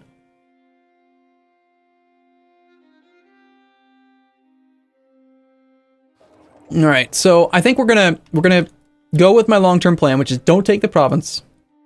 We're gonna say all your money, war reps, transfer trade power, and annul your alliance. Or if I wanted more prestige, I actually do want some money out of this peace deal, so I'm gonna take his ducats. Or I can not take his ducats, not take this, and I could get more prestige. Let's see, 14 prestige or 5 prestige and 74 ducats is 9 prestige. Would I press a button where I could turn 9 prestige into 74 ducats? Hell yeah, I would press that button all the freaking time. I would go down to like negative, every time I could, I would press it and I would go to negative prestige. So yes, I'm going to take the money. Probably should have used that same logic on the previous thing as well. I could get a little bit more if I want a longer truce. I could get 7 more prestige by doing this. I don't care about the truce length. Although the sooner I can attack him again, the better.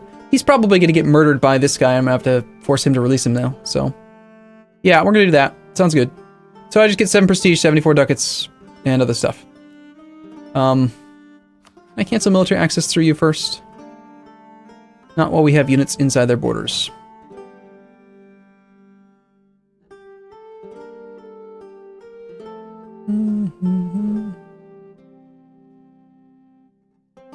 Salish has declared war on the Blackfoot. Some of these guys are black flagged, some of them are not.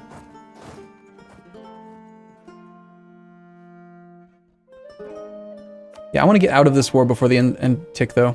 But I don't want to waste 1 diplo point.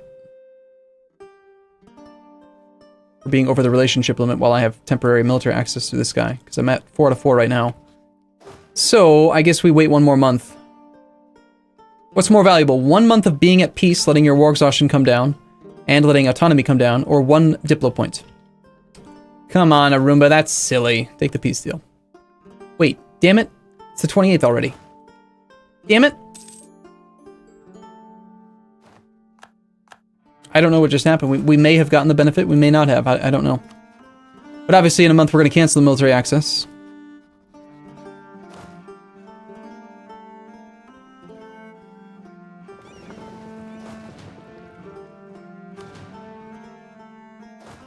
Okay, you're going to go through there. We'll be there on the 22nd, which is actually kind of bad because we'll suffer attrition-ish. I need to get out of this guy's land. Can I get down to like here in time? April the 1st. What if I put a guy with some maneuver in charge? How about Tetsuo? We get there before the end of the month? No. Damn it. It's like we're just going to suffer some attrition while we're in these damn boats for no reason. Whatever. I hate suffering attrition when I'm kind of low on manpower. Oh, great.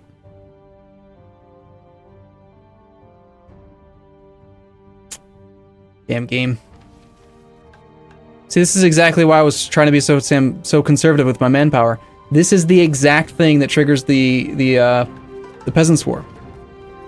If you have less than 25% manpower and you are at peace and you have less than 0 stability. And right now I'm at 5,937 out of 19,804. That's 29.9%. So we'll take it. I'm gonna save scum like the really important shit, but I'm not gonna save scum something like that. That's fine. We'll take the random stab hits. It's not a big deal.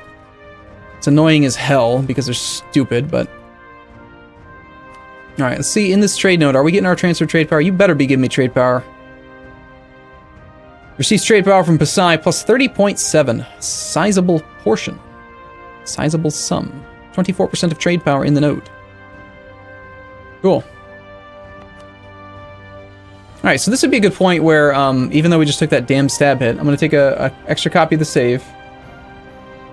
I'm just going to say, I usually save the game after each, like, major war. Again, just so that I have, like, a fallback point if something major goes wrong that I didn't expect. 1504,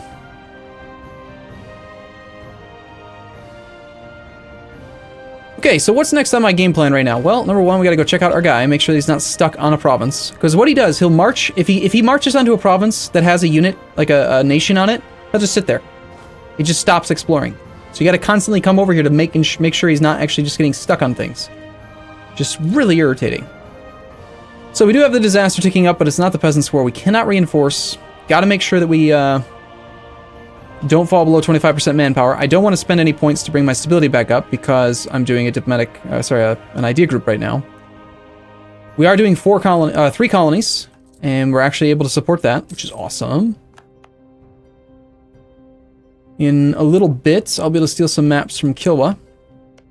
I've been trying to threaten this guy. Hey, we can threaten people. Yay, it'll be fun. He's not intimidated by me, though. For some reason, most people are threatened by me. But like this guy, threaten war, recently gave in to threat. -102. See, I've already done it to him recently. Sadly. Let's check colonial range. I can colonize here, which would give me the ability to fabricate on anything in these 2 sea tiles.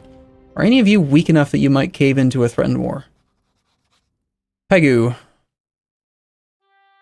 Probably not, if I had to guess. Colonial range. Yeah, I think I'm kind of stuck a little bit. I can't really threaten people into doing stuff right now. Manchu would not cave in, I can guarantee that.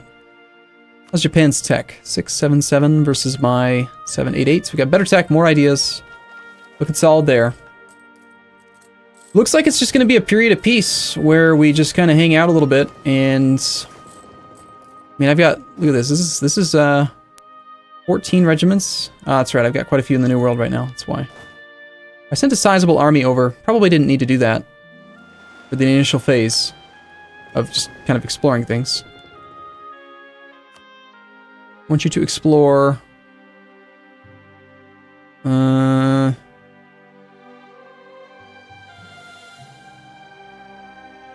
Oceania. Alright, can I interact with these states in any kind of way? Lighten the Dibby tax burden.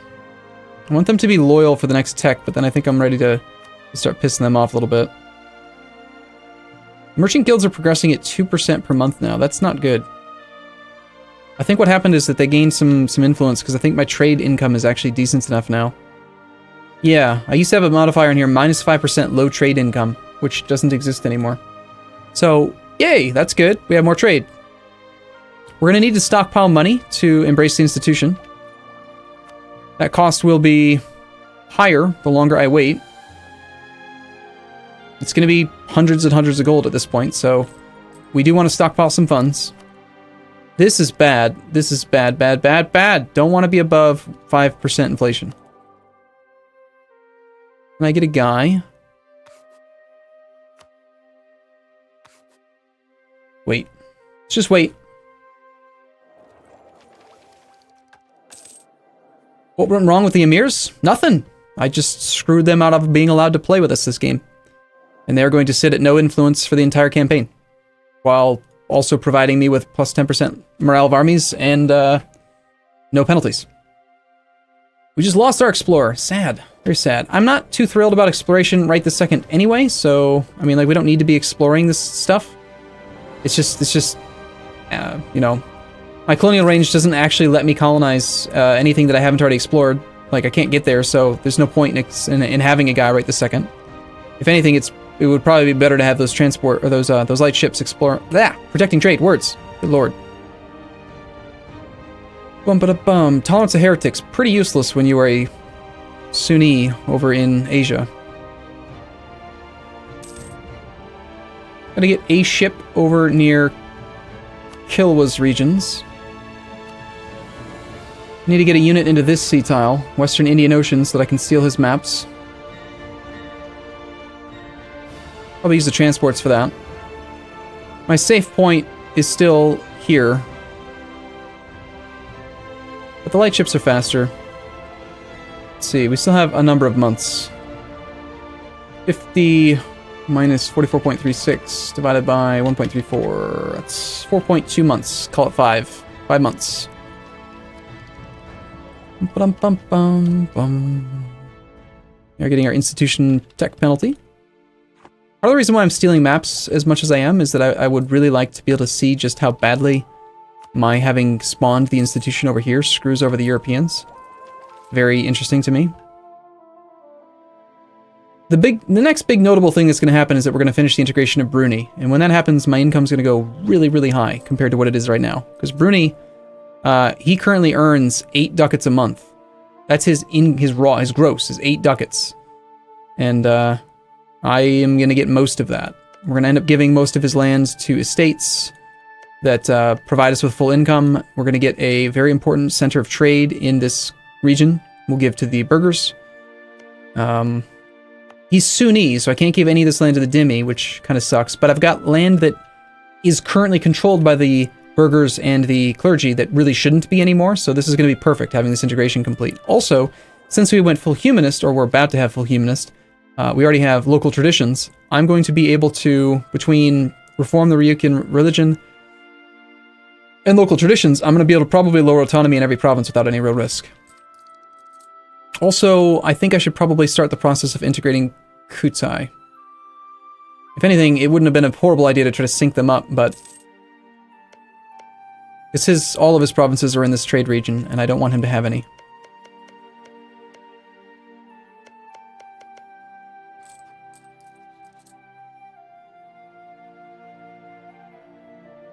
Maybe someone is holding a camera? What? What's happening? I don't understand why you're talking about cameras.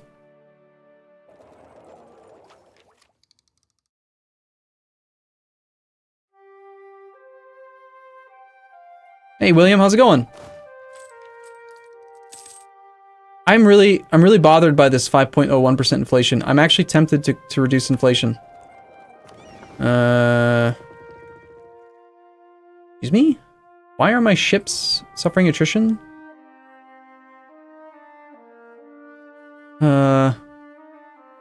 Maybe you should, like, go repair.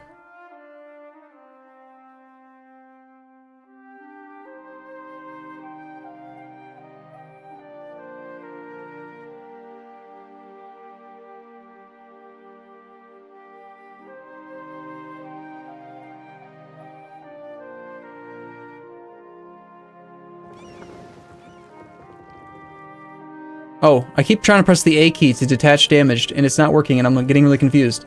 You want to know why I can't detach damaged? Because they're all damaged. Every single one of them.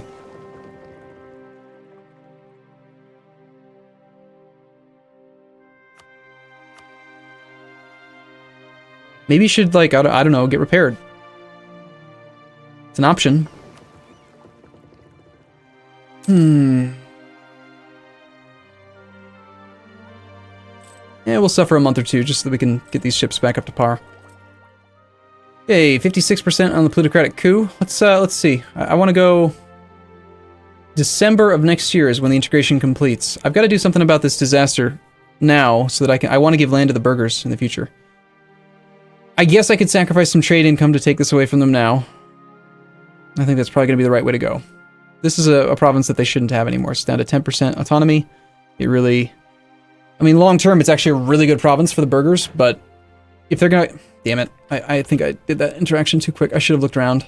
This is a province I don't want them to have, for sure, because there's no estuary here. The only reason I gave it to them is because they removed the autonomy modifier for local production, and we've got this Spice Islands modifier. But eventually, the burghers should not have this land.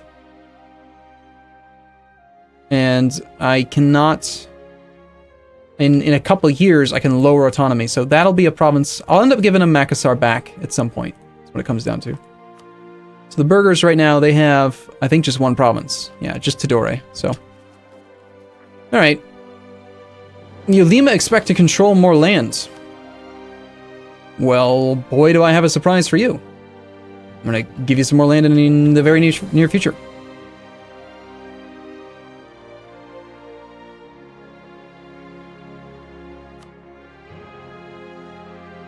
$26. I still kind of prefer for the Dhimmi to be loyal, because I think we might take one more tech. Maybe get one more round of tech out of the Dhimmi at 10% discount. I'm also kind of looking forward to my character dying, because this will be the next character I'm going to go negative piety with. And that will be pretty nice.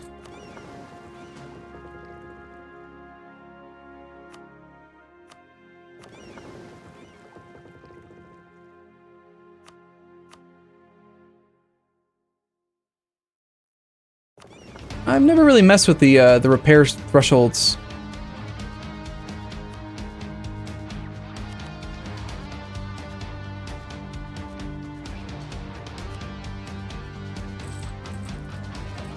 Oh yeah, thank you for mentioning that. We can steal maps already. We'll grab one of these ships.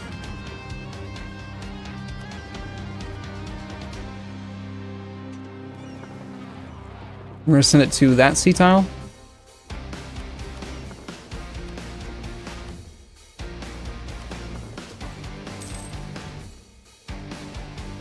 Okay, 70% for the Luan Separatists. And turn 8.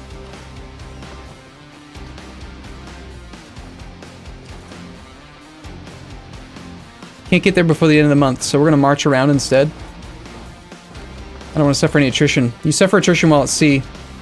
Even in, you know, non-horrible areas. I actually have enough that I can decay for a month, so I'm going to cancel this. I don't want to risk getting caught and then having it set me back down. And I think I'm only going to spy on Kilwa the one time. It's like the Mutapans want independence. Yes, they are. Ooh, and the Lundians. Yeah, Kilwa has a very hard time, I find, in most campaigns, actually holding on to the land that they conquer. Alright, as soon as you get one sea tile over, which will be on the 4th, which is now, we should be allowed to spy on Kilwa. I want your maps. Bum-ba-dum-bum. East Africa, Egypt, Horn of Africa, South Africa, or the Horn of Africa. I don't want Horn of Africa. I want South Africa. It's only 7, but it's going to give me something down here. Nope, it's going to give them up to me up here. Damn. What is this area called? Whatever, doesn't matter. We get to know a little bit more about what's going on here. There's a little guy named Butua. Mutapa would be a great vassal, but again, same thing. I think, isn't one of these guys down here Sunni? Kilwa's Sunni, so I want Sunni, any little one province minor Sunnis, as many of them as I can get. I want them to just sit around. Let's take this idea now. Alright, I think we're done spying on that guy. Unless I end up with too many diplomats sitting around doing nothing.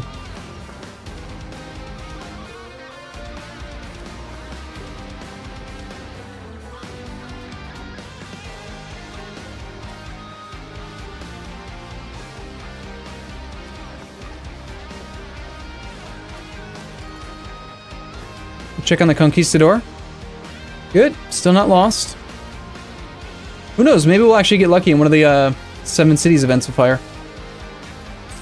I don't think I've ever had that happen to me, but it could happen. It's theoretically possible.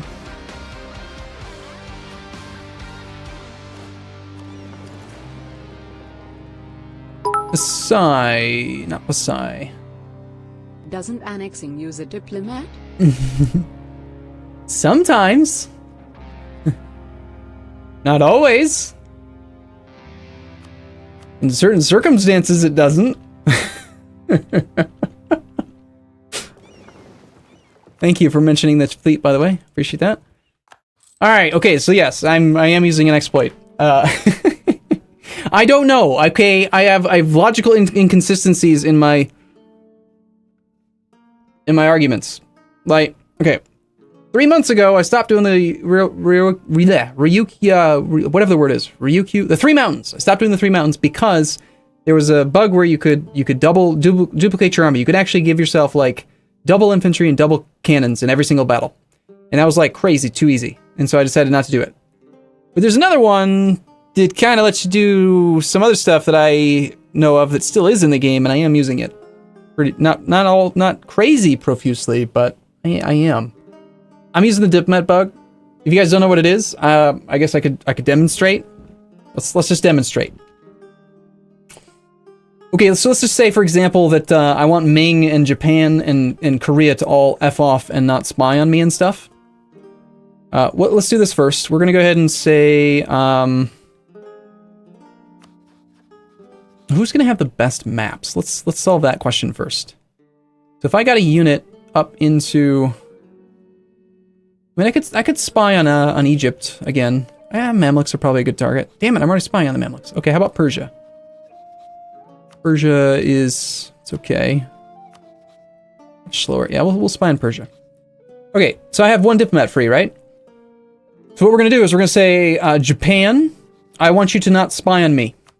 I'm gonna do this. That's it. I'm just click that, and that's it. Next, without closing this window, I'm going to right-click onto Korea. I don't want you to spy on me either, Korea. Next, Manchu, I don't want you to spy on me either.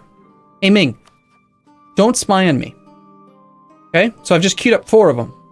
Now I'm gonna go to, like, say, Kutai. I'm gonna find some silly interaction that I can do, just temporarily.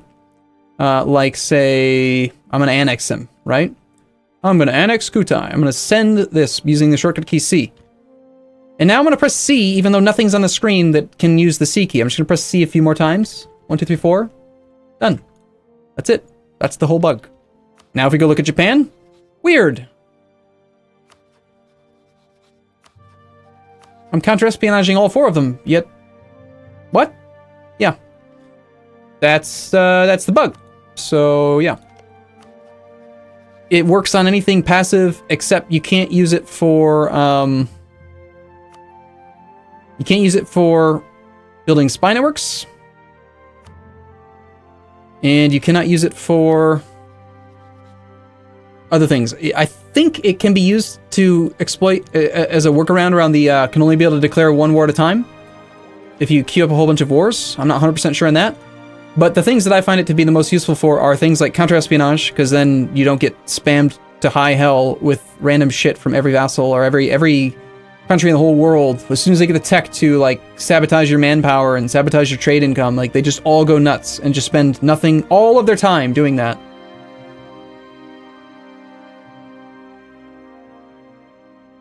But definitely the easiest one, and this is really the main thing that I've been using it for, is I passively improve relations with my vassals, because I just find it to be freaking tedious to remember to maintain relations with them once every year with the annual tick, and I don't want to tie up a diplomat for the entire year to avoid the annual tick. There's no method, there's no way in the game that you can say, like, I want you to passively improve relations with all of these guys at once over the course, of the entire year. Just maintain relations, No, you can't tell them to do that. It is really kind of cheaty, I think, though, to use it for integration. But I did it anyway. Because I'm, like I said, I'm logically inconsistent. I don't know why. But in my head, it's fine. Tying up a diplomat for 50 years? No problem. A phantom diplomat that's been integrating Brunei. Yes. It's a great way to do it. Anyway, let's get these guys to go away. The Luan Separatists in Palapo. They have 3.3 unrest, which requires 12 plus 2 is 14. I need 14 regiments to put this rebellion down. Which I do have. I just need to reinforce a little bit. But we can't go below 25% manpower because we're on negative stability. So 19,998 divided by 4. I can go down to 5,000 almost exactly. So I can reinforce 2,000 manpower. Alright, let's do that. We'll reinforce for a moment. It's not going to quite be enough, though, to actually get this unrest down to 0. 2.96. Anything else ticking away? And I could just bump my stability up. What do you guys think? Should we just bump the stab? Or should we reload before we got that random stab hit?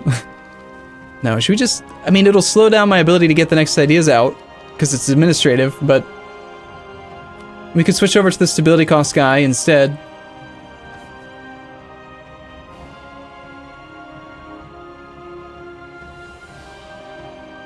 Can you warn a nation and guarantee them? Warning doesn't take up a relationship slot. Guaranteeing does. So, it's really irritating. You can't guarantee a whole bunch of people. Stab, stab. I mean, I think that it makes sense to probably just try to get stability back up to 0, and then I just don't even have to worry about these rebels. I can stay on 0 maintenance, make some money, use that money to embrace the institution someday, whenever the institution actually manages to spread to my own lands. It is starting to spread over here. Colonialism's at 8.63%, even though it's a colony. You can't see information about it while it's like this, but you can see in the tooltip that it is still spreading there. Also, if our vassal here, if he gets colonialism in Brunei, then I will be able to embrace it. But I'll have to pay extra, because I'll have to pay to embrace it in these provinces. So it'd be kind of convenient, actually, if it synced up in December. Is there any chance that he could, like... oh, I don't know, go ahead and embrace the institution for me so that he spreads it faster? Nah, it's just not worried about it. It's too much work. Let's go check on the New World. That's something to do. I think we've discovered most of the western coast of North America. Didn't find too many migratory little dudes on the coast. Which colonial region are they in? They're spread out, hovering around 2 of them. That's kind of annoying. I should have just sent 1 troop over here. I don't actually plan on declaring war on any of these guys, and these guys would have been useful somewhere else. So, with that in mind, I think that I'm going to wait until he gets 1 more province over.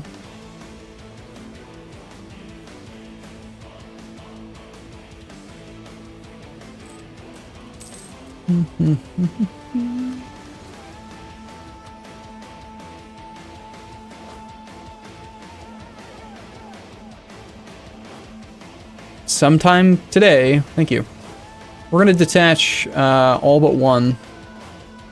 Send these guys back all the way, way up to here. Excuse me, why can you not march up here? Oh god, I can't march through their lands? Great.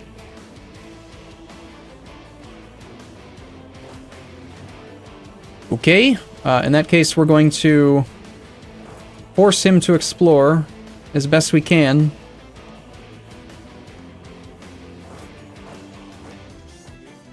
Ah. You little bastards blocking my route. That's annoying. Alright, fine, never mind. Go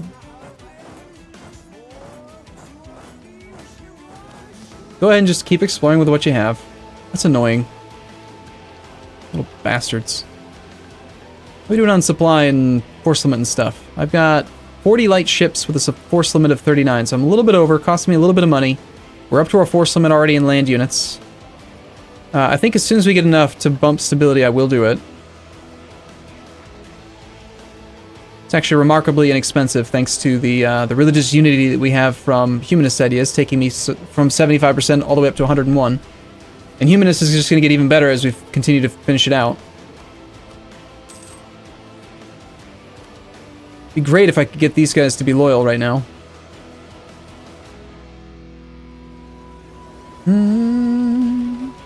Doesn't look like you're making progress on the world conquest? Oh, okay.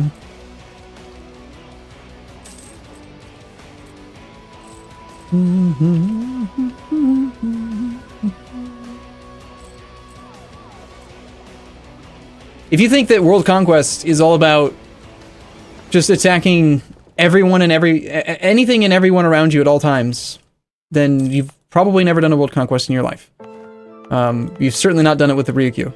It's not about attacking people. It's not about non-stop expansion. No, it's about getting the right ideas, getting the right blockers in place to prevent the wrong things from happening in the campaign.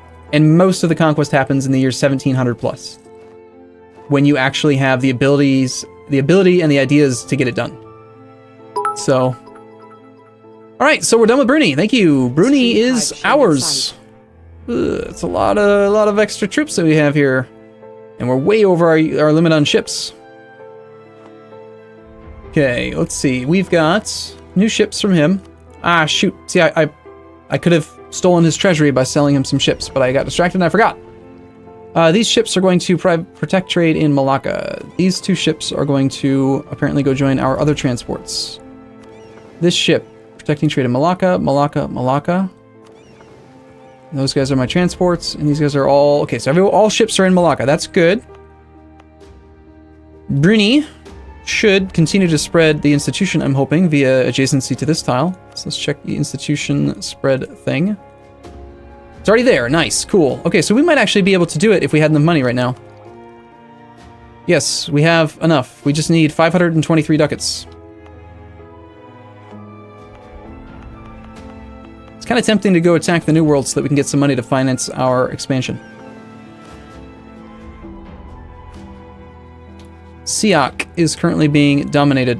Yeah, I'm gonna have to step in and kill these two guys soon. And we have to declare on Malacca, I think. Take all of his trade power and stuff. Jerk.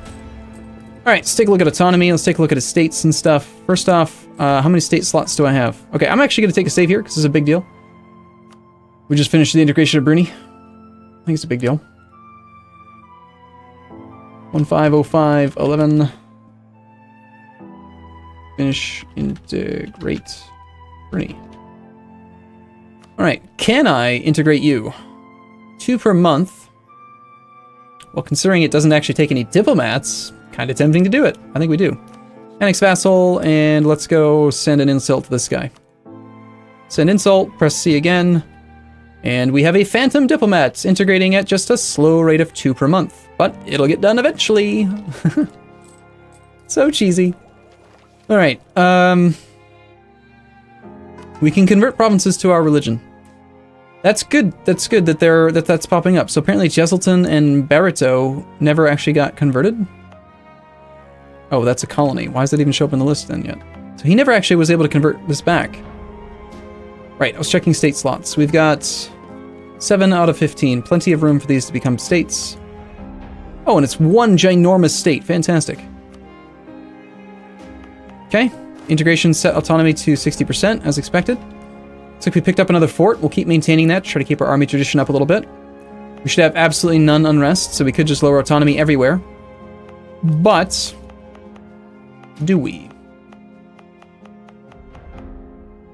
If I wasn't at negative stability, which I don't need to be right now, I can actually, yeah, let's get rid of the negative stability. The troops in America. That's a great idea. Thank you for that suggestion. That is definitely what we're going to do. We want to keep his cav. Primary reason why I didn't have any cav in the beginning was because I needed lots and lots of men to bully these two into into not being disloyal. So I had to get rid of the expensive units in favor of lots of dumb units. But the cav are still useful. So he's provided me with 2 inherited cavalry. I think you're right. I think we just get rid of like 7 of these guys over here. There's no reason to have any province I walk into on 0.5 morale with the coexistence policy. They will never, ever, ever get attacked by anything, ever. They can just wander around, one little army, just exploring the entire continent. So that's good. Yes, I think we do get rid of that. That's so perfect. But first, let's lower autonomy. Now that we have the negative stability is gone, I'm willing, I think, to have 1 unrest in all these provinces. I think I am. I think we lower autonomy in every province that we just inherited. Any overextension. I'm not going to end up with too much overextension. It's not that time of the game yet. Yeah, no. And we have humanist ideas. So that's exactly that's what humanist lets you do, is just lower autonomy. Like straight up, always. It's really, really good. Okay, so we lowered autonomy in every province. We are still going to give them to estates, because why wouldn't we? The Ulima. Okay, provinces. We got 893, 812-4, 333, 332. Only one of these provinces is allowed to go to the Dhimmi, so we're going to give it to the Dhimmi. The Dhimmi have pretty good loyalty, but we want the Dhimmi to be in charge of everything that they can, because the Dhimmi are freaking amazing. The Dhimmi reduce tech cost, and they remove the autonomy penalty for taxation. They do these things. Minimum autonomy is 25, but it removes local autonomy for taxes, and even if, regardless of the autonomy, they also give you a local tax modifier of plus 33%, which is basically the same thing as having a gosh darn temple. I mean, they're that good. It's like, would you like to have a temple and a temple? Yes, I would. That would be great. I want both, please. So every province that can go to the Dhimmi, we want to give to the Dhimmi, for the most part. Without giving them so much land that they become overpowered, of course, which is part of the reason why I'm not getting rid of the Emir bug that I have, because I don't want to give any land to the Emir. I'd rather just give it all to the Dhimmi. We get more income out of everything. Next, we got to assess the trade node things. So I'm not going to move my capital again. That can't go to them. But Bruni proper, I think we should just give this to the Merchant Republic, Merchant Guilds, assuming that this doesn't take them too high, and it won't. Perfect. So they may have this. The Ulima, I think, get the other two.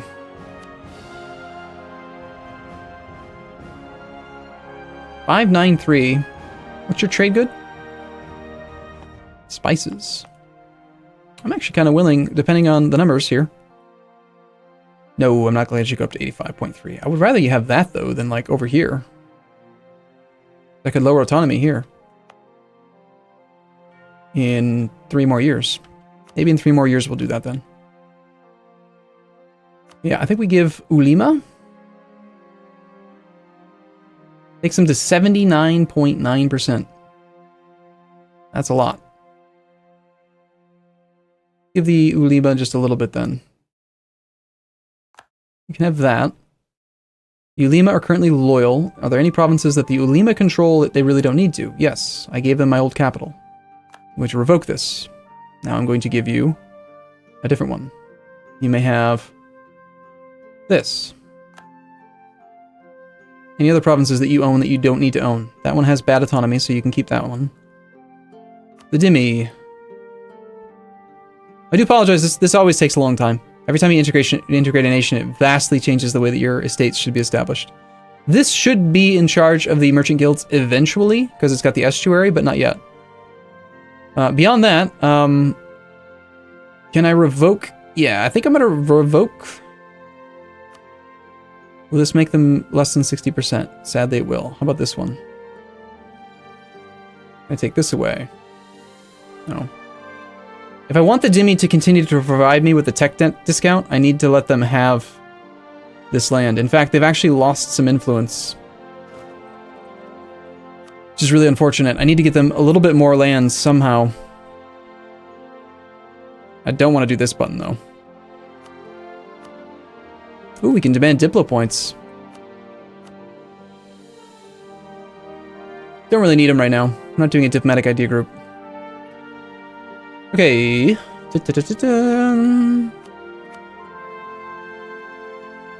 Unfortunate, the only land that I want to revoke. I can give the Dhimmi a bunch of new lands after we integrate Kutai. So that's what needs to happen next.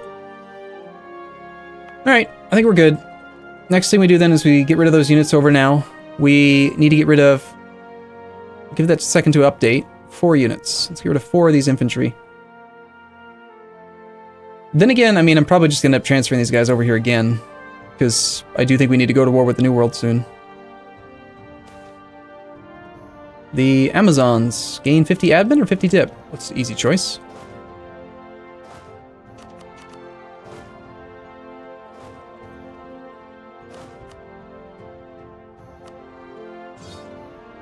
Feels bad, man. Getting rid of those units. Okay, we're slightly over the force limit here, but we are actually less over the force limit than we used to be. We have 49 light ships with a force limit of 56. So I want to train 7 more light ships. No, I don't. I want to take the institution. I need to save money for the institution.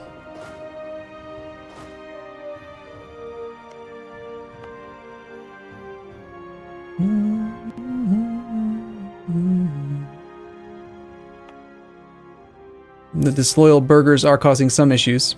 Hey, we're a great power! Woo! That calls for a save.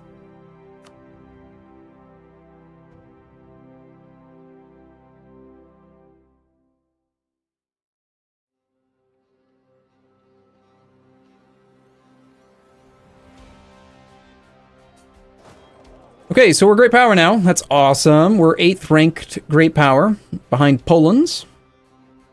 Being the 8th ranked great power gives us the added benefits of more prestige decay reduction. Institutions will be cheaper to embrace. Nice, that's going to save me a bunch of money when we embrace the next institution. And we get 10 flat power projection. Really irritatingly, I still have apparently no valid rivals, except for Japan. Fighting a war with Japan right now, I could do it. I could fabricate a claim right here, and we could go to war with Japan, but he's, a lot of his nations are actually, look at this, his vassals on military tech 9. They're ahead of me, for crying out loud. And this is what's so crazy about the game and the current version that it's in right now, is that they don't have the Renaissance, they don't have colonialism, they're just buying the tech anyway, and they're on tech 9. That's crazy. They have the same tech as many Western nations right now. Because they just pay for it. Because why not?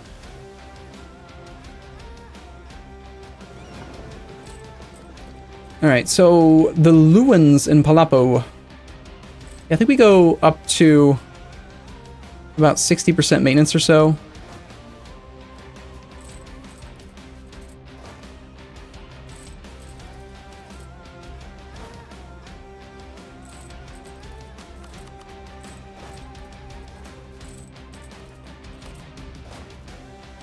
Yeah, let's put down this one in Palapo. And then the other one, I'm going to have to send a unit over to Ternate and Kuching. Okay, so we'll need 3 units there, 20 stack in Bruni. But it'll also go away when the merchant guilds stop being disloyal, which they're on their way back up. Since Siak is about to die, we could lend him some units. He can't really be upset with me if I don't give them to him for real, right? Do I want to go to war with anybody right now?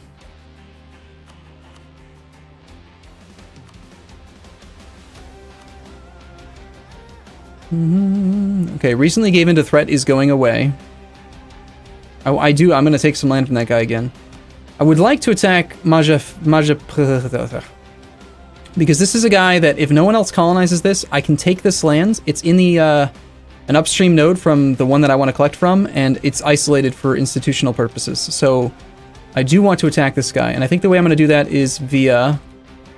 I have a claim on this province here. We're going to attack him and release Sunda. Sunda has claims on most of this western area, and then I'll fabricate a cross on his capital and on these two. So I think it's time to get ready for this war. This is probably the next big thing we do. He's on military tech 7. I'm about to be on tech 9. We just inherited some cavalry. I mean, we're gonna be looking pretty good, I think. Since I'm not actually trying to reinforce right now, we're going to take any damage stacks and park them in non-colonized provinces. That way they don't actually reinforce very quickly at all. And I don't waste manpower that I don't need to reinforce with. Damn, plutocratic crew is building up again.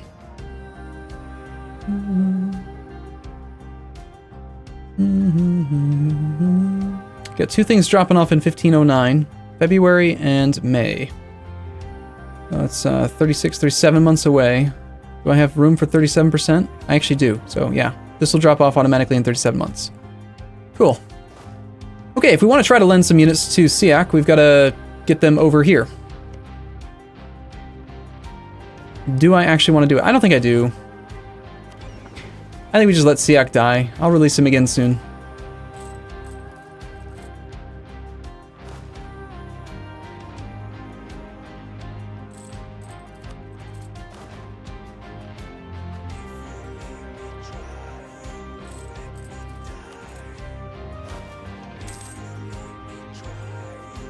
Go check on our Explorer man. Doing a good job, cool. Just out of curiosity, how much money do these little derps over here have? I can fabricate on them, but I can't take their land yet. So I could declare an initial set of wars just to take their money. Salish, Blackfoot, and Chinook. Let's go see who's got how much.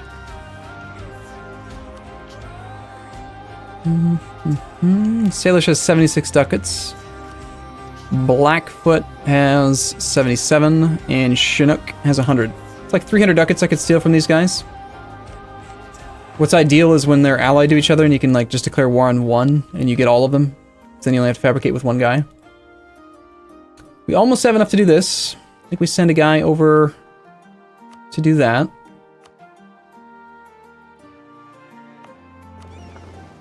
Let's just use a transport. Keep all of our ships protecting trade.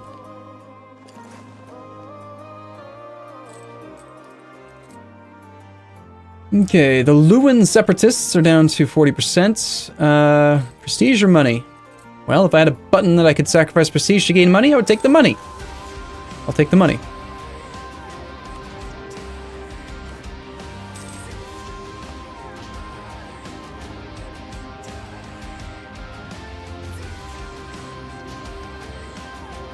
I really don't think this is worth it. I'm never going to get my capital sieged. If I'm getting my capital sieged, then I've screwed up majorly somewhere. Okay, on a scale of 1 to 10, how concerned are you guys about being just barely above this 5% threshold? Everything I've read says that the danger point... You know what? Here. Let's go look it up. Let's go figure it out. We're going to go just take a quick break from the game for a second, and we're going to go look it up ourselves, and I'll show you guys how/why this can be a concern. All right, so we're going to tab out... Whoa, did it unpause? Okay, did not. Let's leave this thing open. All right, so we're going to go to...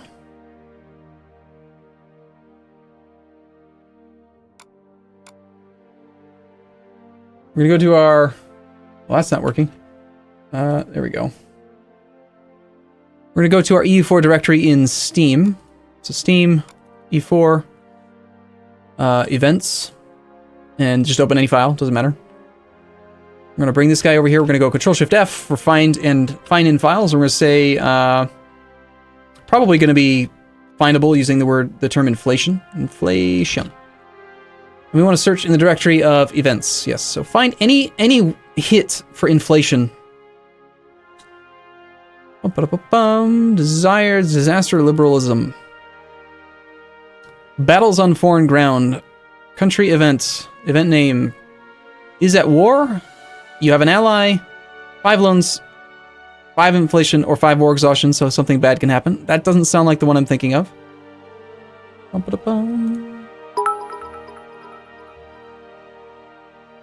Stream hype Shen excite. I think this might be it. Force the stream Beta! Force the burghers to lose influence or face revolt in burgher-controlled provinces. So if you have Cossacks, and a province has the burghers' estate, or rather you have that estate, and any province is owned by them, and you have inflation of 5, then you can get this event. So this is an option where, like, just because I'm barely above 5 inflation, this nasty event can fire. And I think that there's one that's even worse. It's not these flavor things. It's like a... It is a... It's like it leads to bankruptcy. Dramatic currency revaluation. That's, I think, the really bad one.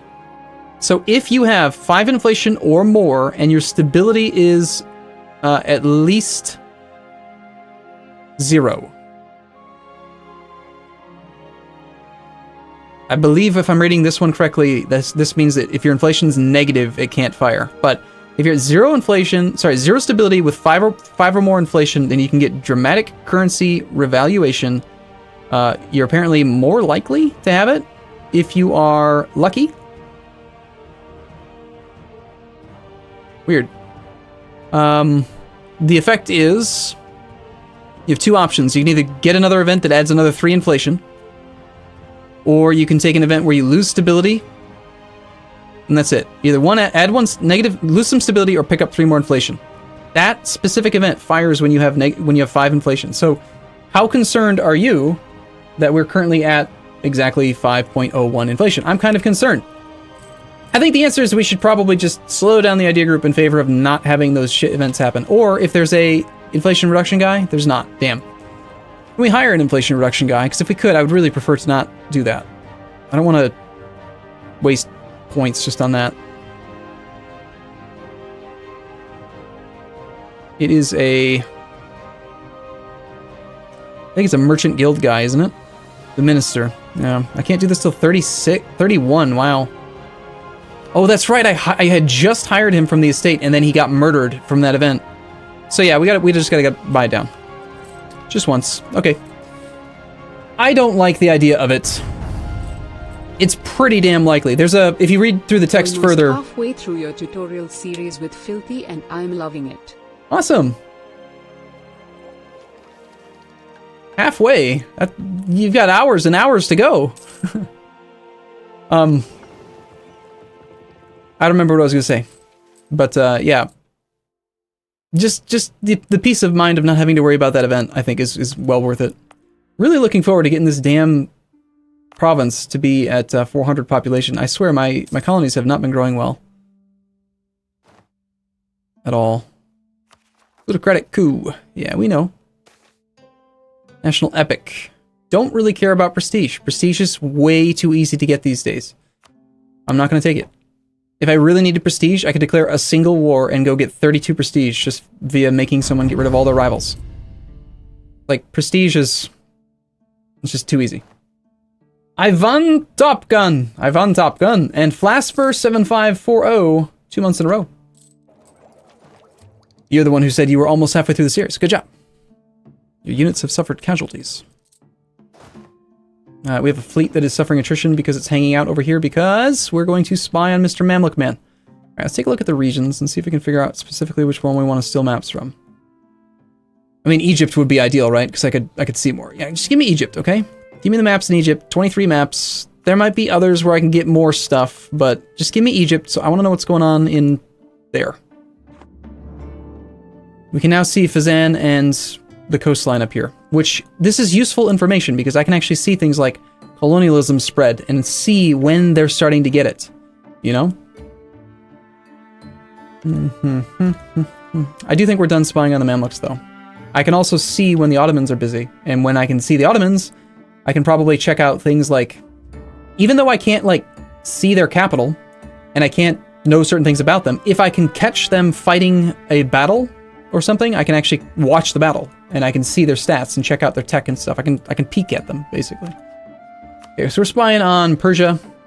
Persia was going to give me maps on which region? Probably Khorasan or Mashriq. One of the two. And I've got another diplomat that's on his way home with nothing to do, so... Growing colony has expired in my capital. That's sad. It was a really good modifier, negative 15% cost for development, but I didn't want to develop it any further because I want this to be at exactly 14 for when I start doing the printing press. Kilwa will pay money to Mombasa. Fair enough. So what would I need? I really just want, should I declare this? Should I do 2 separate wars? One where I release the vassal, and then one... No. I think I should declare a claim war, and then a reconquest war. So I should get 2 more claims, and then go beat... I mean, if I'm gonna fight him, I should go kick his butt. Like, really bad. Especially if he has mothballed forts, it'd be so easy. Oh god, there's so many. All of them are mothballed. I could put an army right here, and an army over here, and probably make it in time. Oh, he's so juicy. Such a juicy leader. By the way, I should probably consider with one of my unit slots picking up a cannon. In fact, I think I'm gonna just make decision executif. We're gonna get rid of 3 more infantry from over here rather than ferry them home, and we're gonna use those infantry slots for cannons, which will be useful for sieging down capitals and such. Yes, continue to explore, please. But we're not going to buy them yet because I need to save up for this institution. Because it'll give us more trade power, which will give us more money. On the other hand, it's also going to spread very, very quickly in my provinces. 1.75 per month.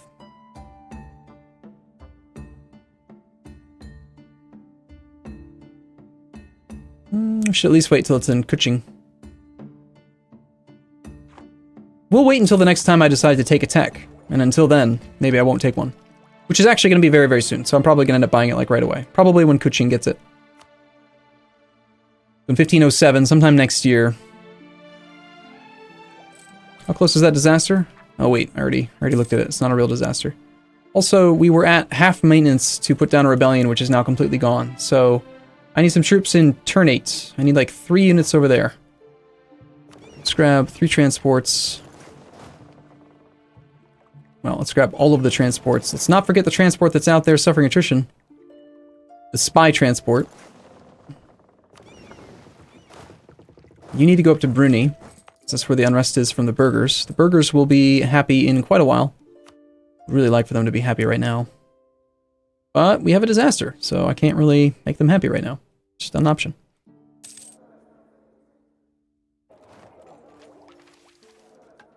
And on cue, we're suffering attrition. High attrition.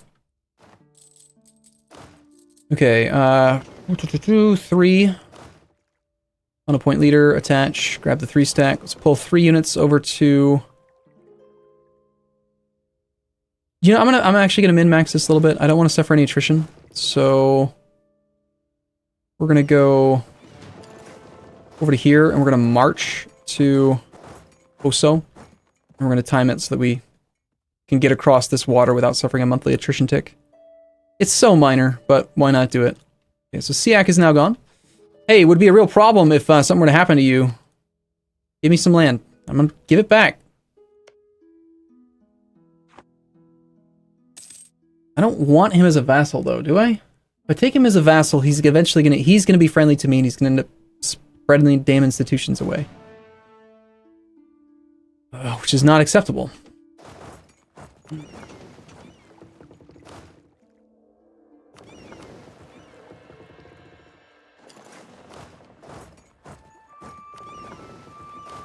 Okay, so you guys arrive there on the 16th. For the moment, we can be at 0 maintenance. Need to head over to turn 8. Yes. Okay.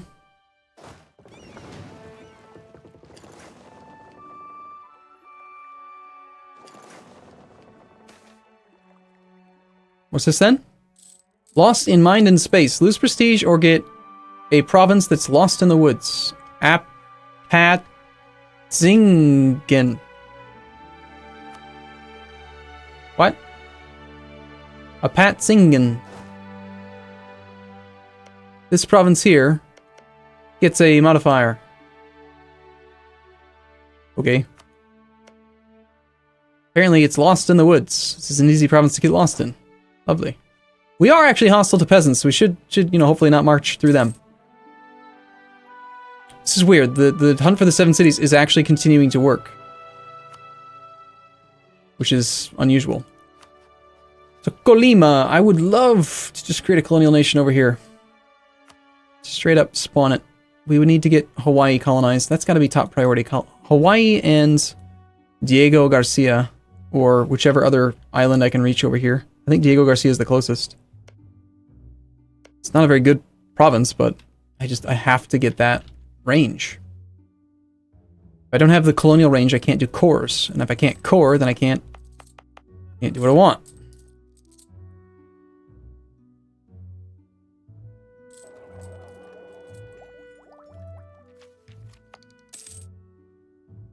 Province of Zumbo has defected to Lundu. Good. Okay, so we have 3 guys there.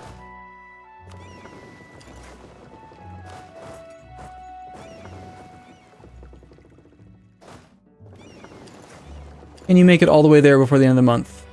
No. How about 2 here? No. Same thing there, I'm sure. Just set up to here. It said yes, but no. It lies. You actually end up taking more time. Every extra province you travel between takes more time. Okay, and then there was one other province. It was the Ternate and then Kuching. Let's grab 3 of these guys over to Kuching. Unfortunately, I can't really fix Bruni yet. Malacca has now declared war on Pasai. Probably called in this guy.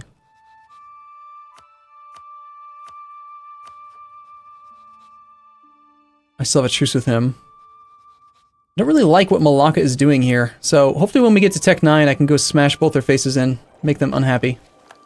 Chinook is doing stuff, fair enough.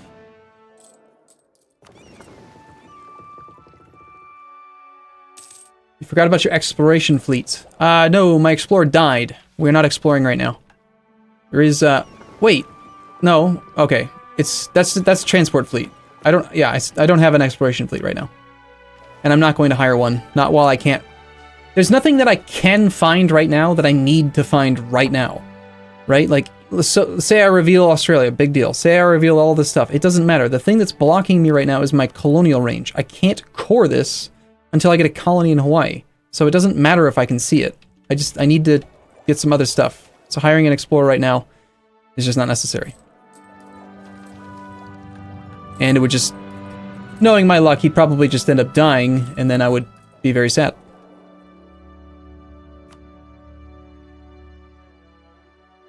Okay, in 1509, coming up pretty soon.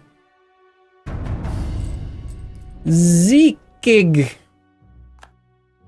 Yeah, I think we stay at 0% for now. I mean, the chance for the unrest, it's pretty low. They're not actually going to fire yet, and I can't get it down to 0 as long as Bruni is above 5.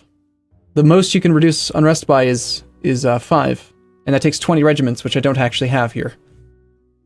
I've got 16, which would also require me to fully reinforce, which would take time, so why bother? Let's just wait. A dog's life, gain prestige, and piss off this guy. Sounds great. Let's do it. Global trade power, ho. Finally about to pick up some more colonies. I mean, I'm almost making enough money that if I weren't trying to save up for the institution, I would probably consider going for a 4th colony. I think that I probably will. Then again, that seems dumb, doesn't it? I'd probably be better off not doing that and instead using the money for mercs and stuff to attack people. Yeah, that seems probably better. Malwa has ended their overlordship of Gondwana. Ming, by the way, seems to have survived the implosion, which is not cool. They still have lost the Mandate of Heaven, but they're not dying to it like they normally do. To buy the institution would cost me 480 gold. We almost have enough. We're making 6.6 ducats a month. We have 29 ducats roughly in raw income, which means that we are in 3rd place for income right now. And we are still the 8th ranked great power behind Poland.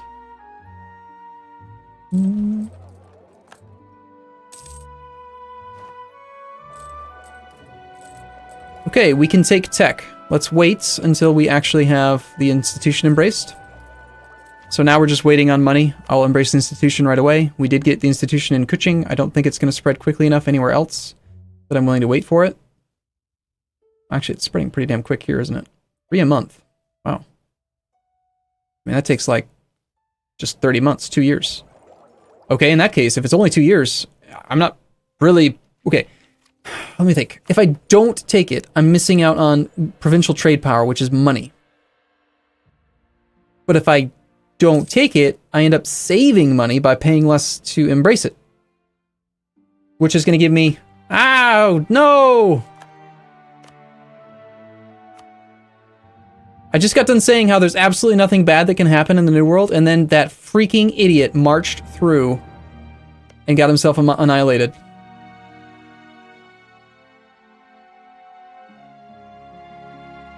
By rebels.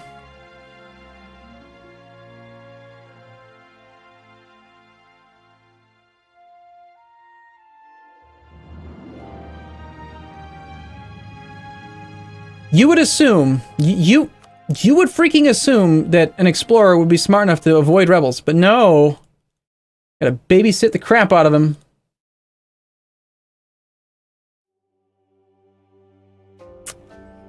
New text, Sulu for money. Sulu's my ally right now. In hindsight, probably shouldn't have allied him.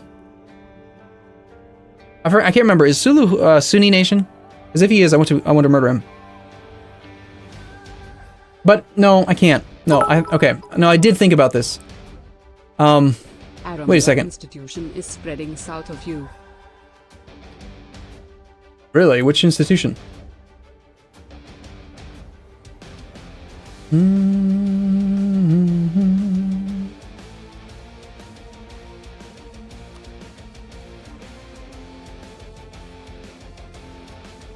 Aha!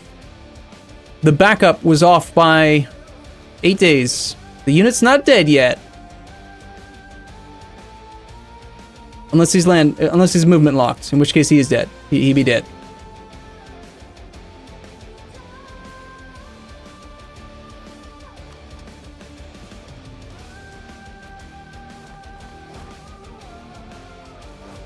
Nope, he's dead no matter what.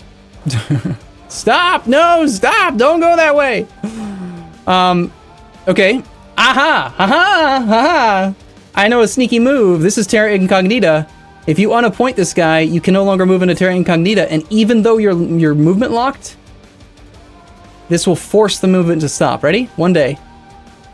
One day? Stop! No, stop! You're not allowed to go into there. Okay, well, maybe on the 7th it'll work. It shouldn't let me do this. It should stop me even though I'm actually movement locked. Haha! I was right. Now don't go that way, you dumbass. Go somewhere else.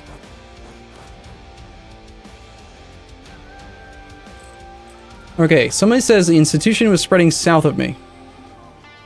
Renaissance. How dare you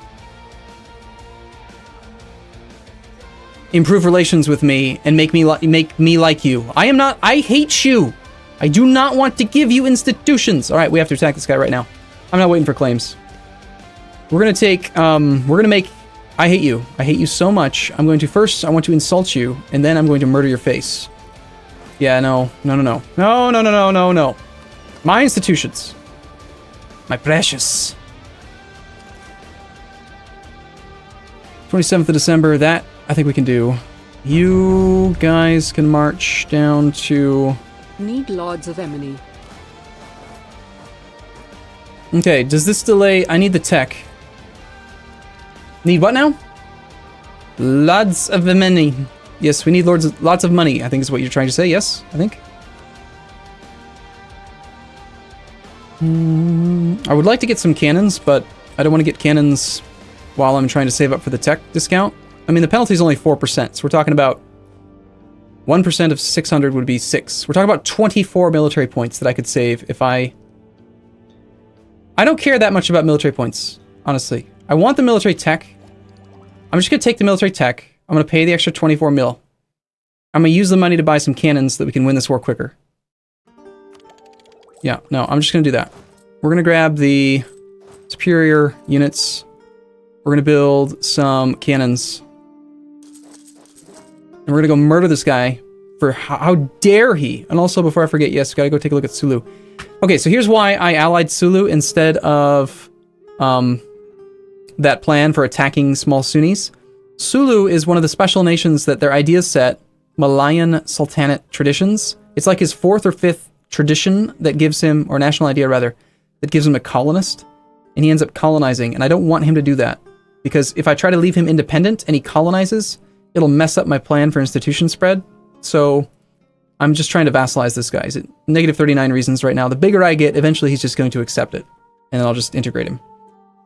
For now, he's my ally. He's transferring trade power to me. He's, you know, royal marriage partner, blah, blah, blah.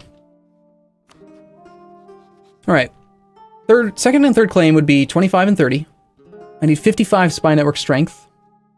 I'm building up 1.5 a month. So I need another 55 minus 36.6 divided by 1.51. I need another 12.2. So 13 months, I will have enough to get two more claims.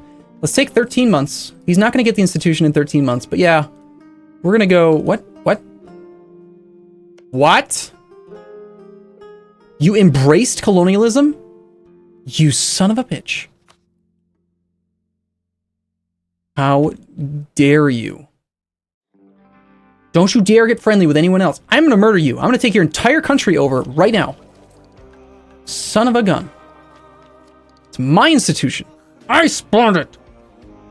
You can't have it.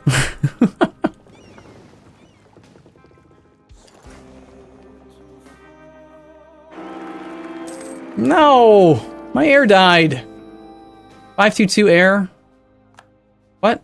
Why did I just get 2 pops up? What? Okay, it was a 245 air, actually. Alright, that sucks. I had a 606 air, so roughly equivalent in overall Monarch points, but I liked the 6 admin a lot better. A lot better, because I'm not going to be going for a military idea group anytime soon. That really sucks. Oh well, I think he had like Craven as a personality trait, so I'm not gonna, yeah, whatever, that's fine.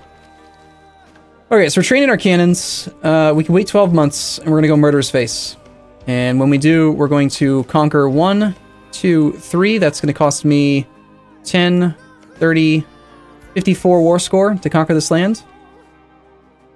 And that's all we're gonna take. I don't want to spend any Diplo points, probably. Next war will be Reconquest to return all of Sunda to him, and yeah, I'm just gonna go Murderer's Face. How dare he? How dare he? Yeah, no, it's a multi-war thing no matter what. He's got 201 war score. With Reconquest, I can probably make it 2 wars if I do go a little bit into the dip. I think I should spend some dip to make it a 2-war deal. I can only get 3 claims in the next period of time, but if I go for... maybe instead of these 2, what if I get like his absolute highest development provinces? Which are... there's a 15, a 16... Alright, these are already the highest, so I've already got it set up the right way. I went for the smallest over here because I wanted to make it an easy, quick war. I was hoping I could just threaten him. But... he said no. Because he's not very nice.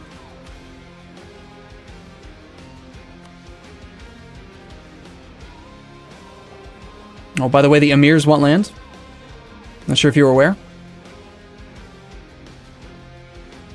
Just so you guys know, we got about 15 minutes left, and then I'm going to have to wrap up the stream for now. I may end up streaming again later tonight. I'm not sure. Basically, I'm just playing this game non-stop anyway, so... you know, why not stream it? Trading in spices. Nice, that's a great one to have. It's really good. And we're about ready to spy on Persia. Persia region is Arabian Sea. Let's see if we can find a ship.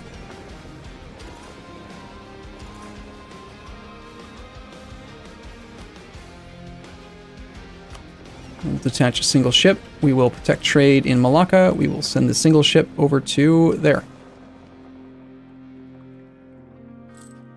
Alright, so the vast majority of his troops, let's see.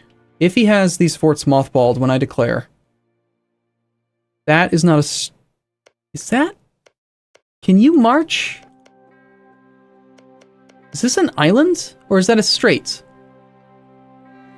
The narrow strait across the locks of Lombok connect to the province of Lombok. I don't think he can even get to this fort. This does not look like it touches. And if it did, it would show provincial connections, wouldn't it?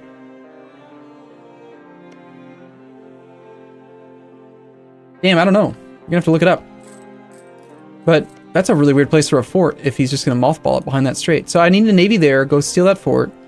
Put the entire army here, try to snipe this fort. Hopefully he keeps them mothballed. I want every army to be at full strength, but they aren't all gonna be that way, I think. I actually gained a force limit as well, so let's build a 4th cannon.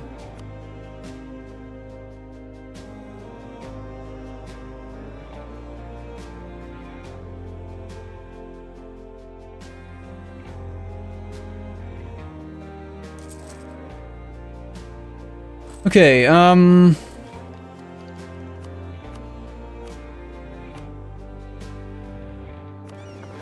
units that are at full strength right now.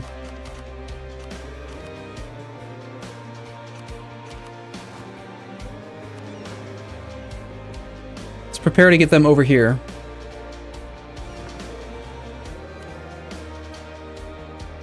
I should check out his overall army. This is actually going to be like the first war, aside from when I attacked Brunei. It's going to be painful. I'm going to actually lose some units. But it should still go pretty quick. So your name is Majapitz. You've got 15 troops. You've got a cannon. So you got 16... 14 in the front row. So ideally I want 14 full strength infantry, which I already have. That's all I need. Plus extras for sieging down random provinces. Hey, Neox51 and Armored Croc, Twitch Prime, thank you. Alright, we're gonna grab the non-damaged units. And attach. Pull off and head to the strait.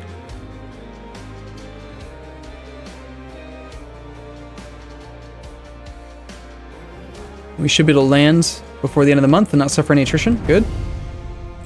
TJDK. You guys are using lots of letters and stuff, aren't you? Nice! Hey, it's an actual good event! Woo! Admin and stability? Why yes, please. Especially since our air is apparently all military all the time. This seems like a much better answer to me. Not only will the prestige help with the combat because of the morale of armies, but also we're doing an administrative idea group right now, and the stability directly offsets that random stab hit that we took. So, yes, please, and thank you. Okay, let's take a save after something like that. That's really good. I love when things like that happen.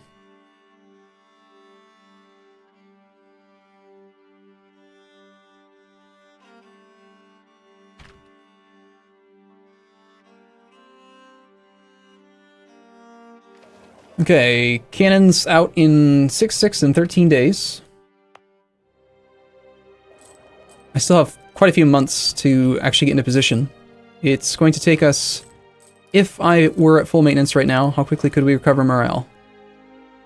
It takes us 16% per month, and we're at 0.51 out of 4.08, which is 12%. 1 minus 12, 125, divided by the recovery rate of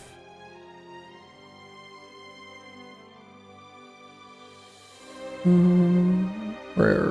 need to recover 87% at a rate of 16.3. It's gonna take, I think it's gonna take about 5 months.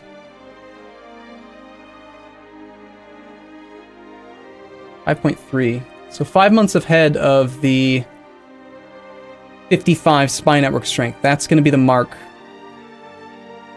So 55 minus 43.42 divided by 1.88. So we're 6.2 months away from having enough. So 7 months. So in 2 months, June the 1st, we raise maintenance. I also need to get troops in position down here. I cannot let that not happen. I'm also going to pull the entire Navy into this because I want to guarantee that things go the way that I want. So let's... I think we're only going to need 1 cannon over there. We have time. Let's go scout it to make sure that that's true. And when I say 1 cannon, I mean 1 infantry, just 1 unit. Let's hide a province off to hopefully prevent him from seeing me. I don't think he's got any units there. Wow, the prestige is just rolling in right now. Okay. Thanks.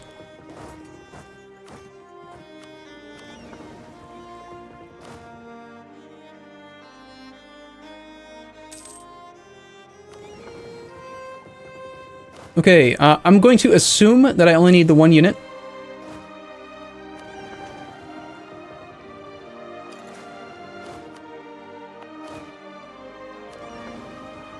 So we're going to send that 1 guy there. And then we're going to send the rest this way.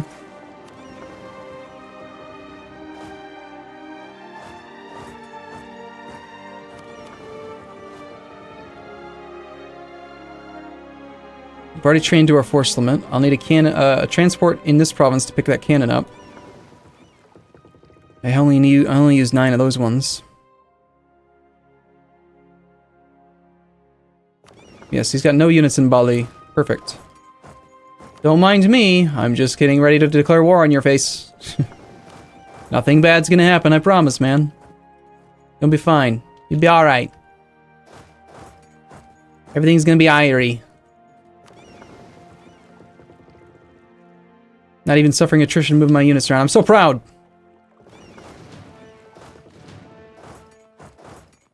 Okay, you guys can march across. June. Full maintenance. Crap, we've been at full maintenance this whole time. Yay! Alright, so I got my maintenance up 2 months early. Derp. Oopsie.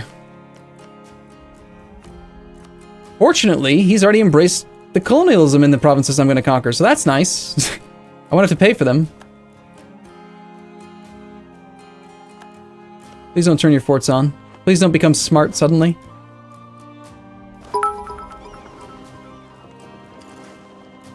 Arumba, goddammit, remember the damn maps. Ah, shoot. Thank you. We sent this guy out. He's at 15% unrest. 15% attrition. Thank you. I would have probably have not realized it till I got the alert. The ship probably would have made it back in time, but the ship is certainly suffering based on having to do all that. So we can get 22 maps from this guy, or we could steal from Khorasan and get 26. I think we take Mashriq because I want to know more about the Ottomans. Alright, back to protecting the trade with you. Thank you, Felkas. Appreciate it, man. Just saved my ass. Alright. Okay, these guys will be there in the 22nd.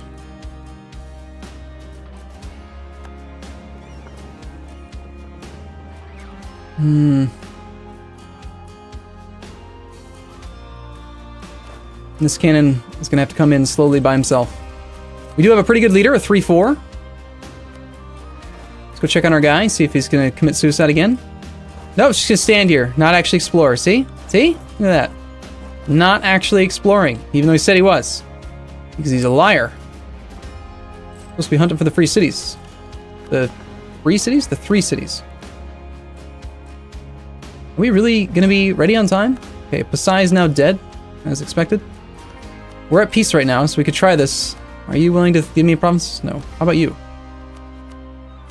Oh, he's so close. Unfortunately, I already have... relative strength of the alliance is maxed out at 100, so... I have to wait for him to not have recently given in to a threat. It's the only way that he's willing to accept. Ooh, suffering attrition over here for no reason. That's great. Let's get our... Oh, he is our attrition guy. Damn. Let's get our... Ooh... Alright, I'm going to temporarily put the Conquistador way over here. I'm going to teleport him across the planet to suffer less attrition via his maneuver value. And then you guys are just going to need to hang out for a second. And then we're going to teleport the Conquistador back, because, you know, that makes sense. Plausibility, right? Now we're going to put the other guy back in charge. We're going to split the army in half. Less attrition, yay. Okay,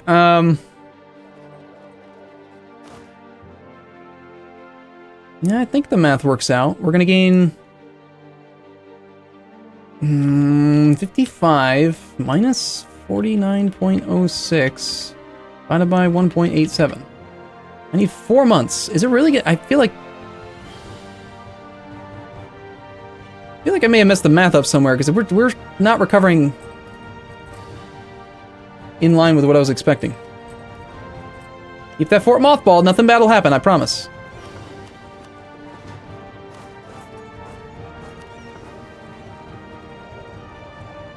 Last time I checked on the disaster, it wasn't going to be a real issue. There was a 70%. Yeah, well, they're going to stop being disloyal soon. Yeah, February of 09. So that's in less than a year. So that is still going to stop being a problem soon. Okay, next we need to make sure which strait. No strait across the Sunda Strait. So it's this sea tile that we need to protect. And this strait is the Straits of Lombok. So we need half of our light ships here and half of our light ships over there to guarantee we can cross the straits. And it looks like we're going to be ready to declare in 3 months. So in 3 months, that's what we're going to do. We're going to hope that he hasn't turned his forts on.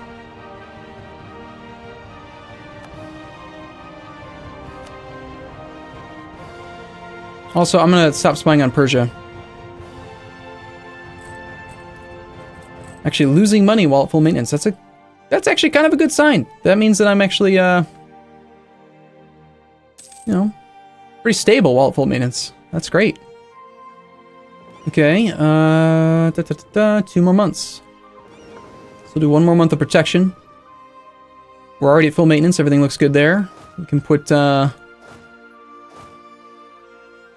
to time it so these guys arrive.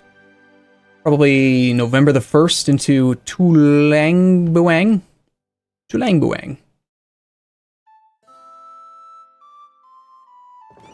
And whatever money we miss out on for not protecting trade. Ooh, autonomy increased has expired. Nice. If this wasn't controlled by the burghers, I could just lower autonomy and it'd basically be at 0. But the burghers are currently disloyal, so if I revoke it, they will rebel, and that would be bad. But if I were to give them this...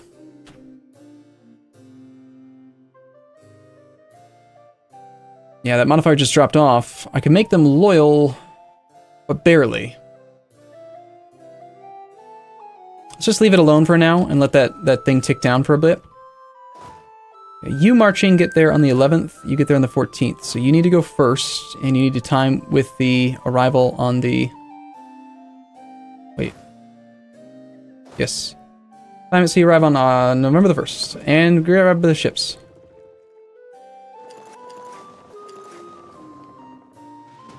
Half go here, half go here. Going to arrive on November the 1st. Nothing bad will happen, ever. If they both arrive, though, they could suffer attrition, because the supply is only 20. Let's time them 1 apart.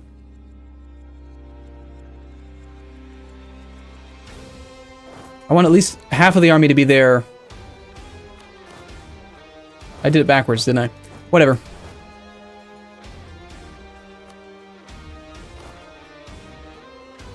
Part of the army will be there, and they'll be able to go there and do that, so we're fine. Alright, we're gonna take a save. I did it backwards. Derp, derp, derp.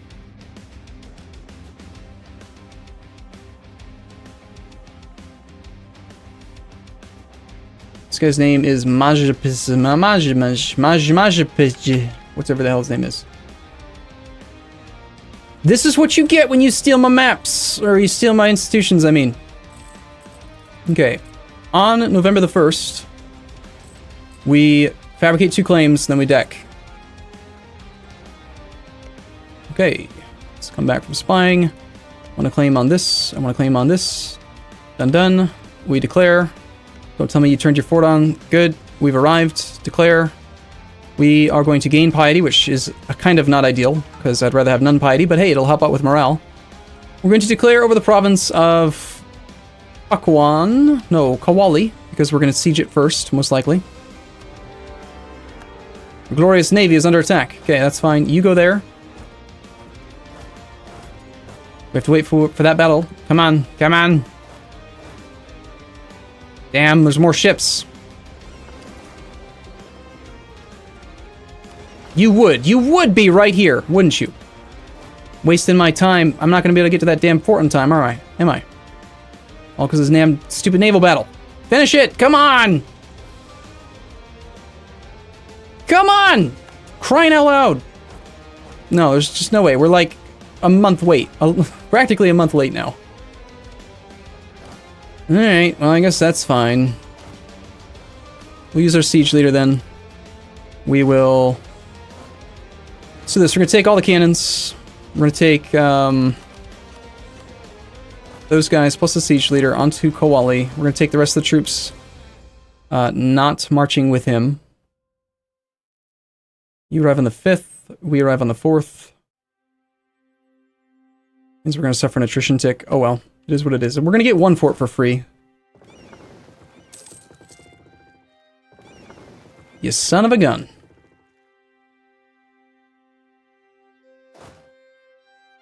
Even if I had moved the Conquistador, I still don't think we could have gotten there on time. It will still fall very quickly. Okay, now that siege is complete, you can come over here. And you can just kind of hang out. You should be safe. Just do some looting, whatever. It'll still have weakened garrison, right? Because it'll have less than half strength. And if we blockade it, we've got 4 cannons and a 2 siege pip general. So we should show up with a pretty darn good chance. And yeah, it should be fine. It's going to be... definitely slower than I would have liked, but not that bad.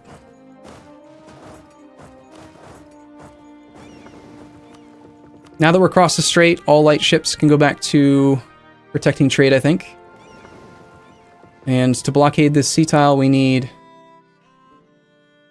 Really, it's just the one fort. I think the transports should be sufficient. He's got 4 heavies, though. Ugh. Okay, and they are over here, and there's 3 here. That's why that fight took so long.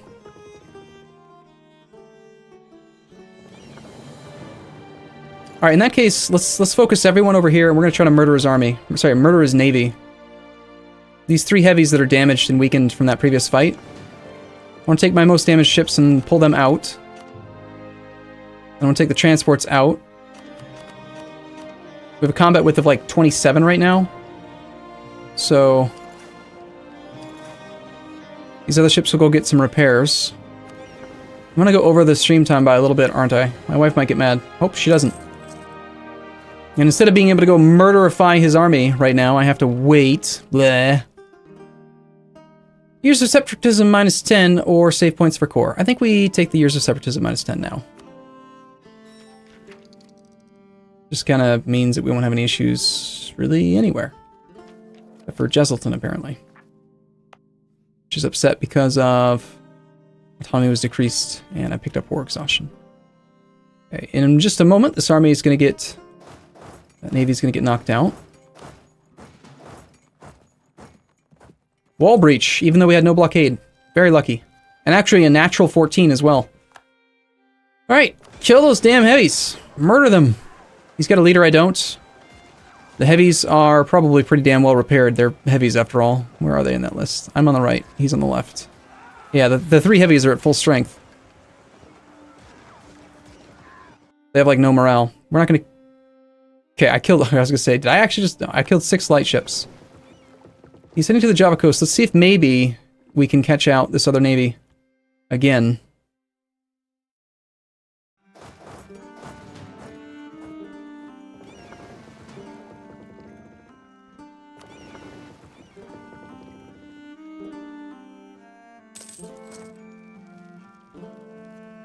Merchant guilds have expired. Okay, cool. That means I can give them another province. I can give them this without causing too many issues. Although that's not really the right province for them. I kind of want them to just have this. Back. Now that they're no longer trying to rebel. And then as soon as they become more loyal, we can take this away and then lower autonomy soon. Okay, so that's good. Okay, one more round here murdering these ships would be great. We have rebels uprising, the Ryukyu peasants. They are at a high percent, but that should go away next month because now they're no longer the noble merchants. They're no longer disloyal, so it's going to go down to 0%.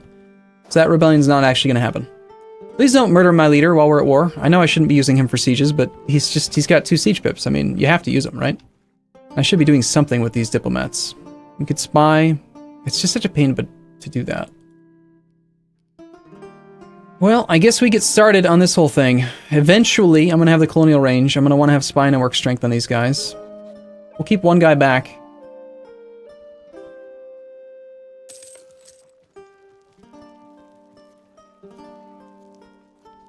Come on, just take it. Give me a 21%. Do it. Yeah! Sweet! Good job, game. You rock. Okay, from here, I can get to his capital. So his army is probably in the capital, and this army has too many infantry, unless he's murked up a little bit. He's got 17 in the front row, a lot of cav. So we shall take 17 full strength infantry. That's 6. Take that whole army to there.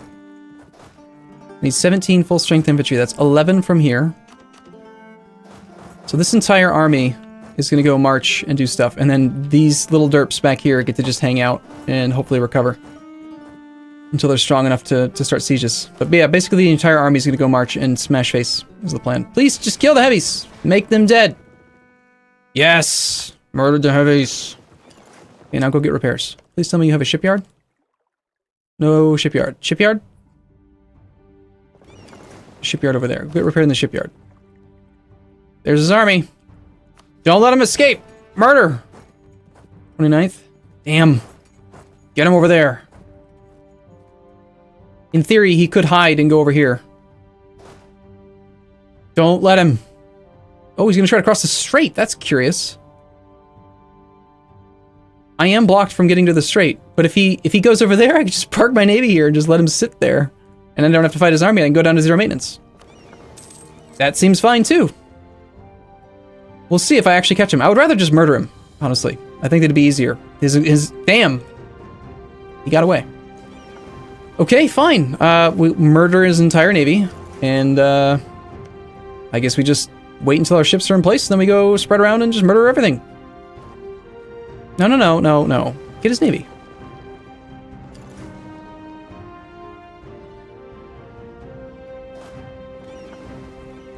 Mutapa has declared independence. That's over by Kilwa, if I'm not mistaken. Okay, I'm gonna pull back an infantry for each of these provinces. We're going to grab 4, 6, and all the cannons to go to here. It's actually too many. Let's keep a couple of the infantry back. Now, he might try to cross this strait right now, so I think I probably better send this navy over here to try to blockade it, just to guarantee it. But yeah, I'd rather just lower my maintenance. He does control both sides. Oh, you're right. That's a good point. He does control both sides, so even if I blockade it, until his capital falls, he can cross. Good call. Let's not do this other siege yet, then. Let's just wait until we get his capital.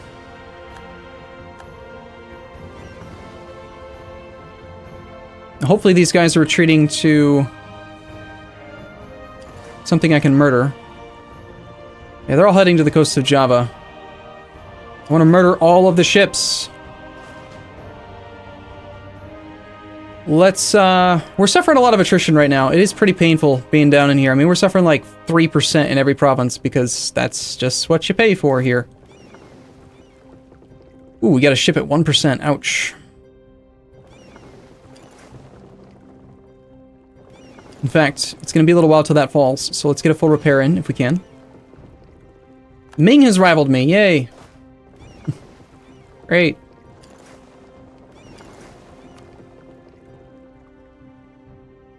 Yeah, you want to cross this strait, but you can't. I'm gonna grab my siege guy. I'm gonna swing you guys up there. You won't make it in time for the next siege tick, unfortunately. Oh well. There's no more ships, and I'm sure we can blockade with just that navy. Finish this siege. Let's pop these ships out.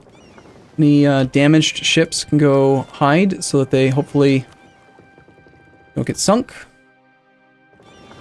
Murder these bastard ships of his. Murder them all. We've gained trade dispute against Ming.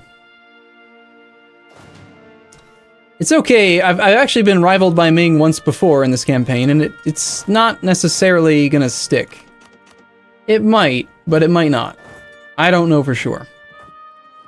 Okay, we killed 4 more ships. The ticker repairs. Any undamaged ships can push forward. And actually, at this point, I think any undamaged ships are going to go back to protecting trade.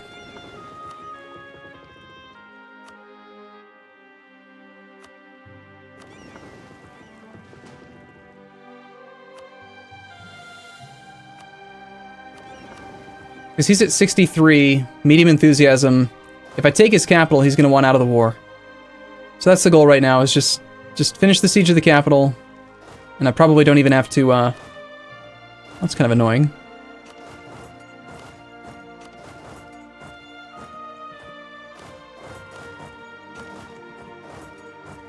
I probably don't have to fight his army. Well, we did get to murder all of his ships, which is great. Well, most of his ships. All of his light ships, at least. Which will give me more trade power. Which is glorious. And I'm 15 minutes over time. It's Tuesday, though, right?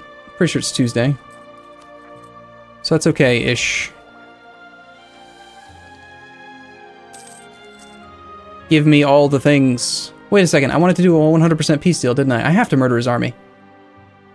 Damn it! Stupid disease outbreak. Let's slow things down by a ton.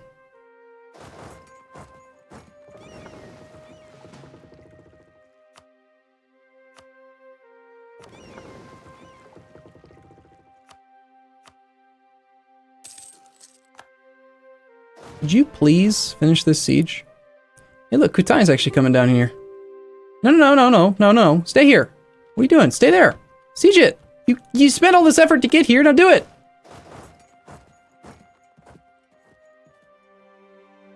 All right, we have 92 war score. Maybe I can piece them out for like 100% without actually having to do it. Okay, so first things first. We want stuff that doesn't cost any dip. And then beyond that, I want to take as absolute much land as I can that's not a core of the soon-to-be vassal so that I can hopefully do this in one war. Sorry, one more war. So Sunda has a core here. We'll get Reconquest that. This. So Kendall and East.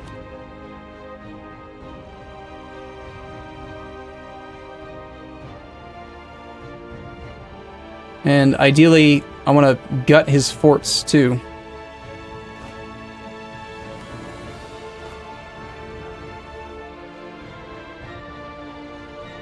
He's not actually willing to give me that.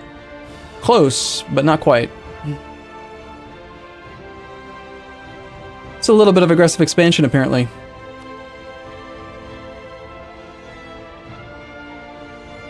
If I don't take that fort, I wonder if he'll even be able to pay for it.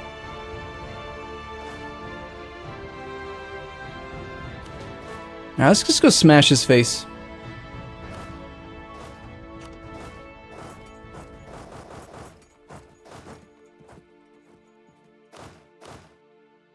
Can't get there. I can't smash his face, but I want to smash his face.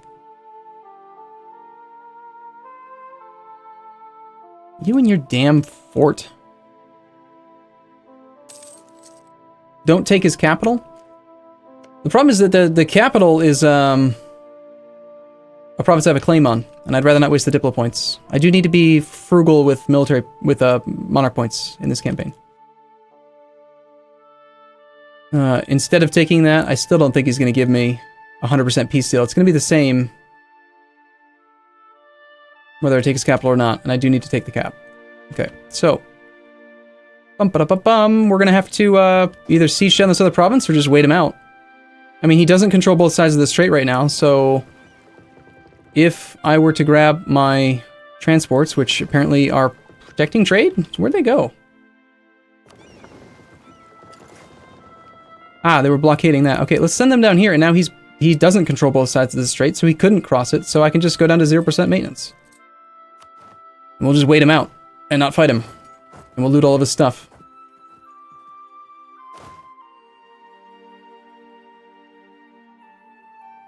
I mean, I am getting a ticking war score.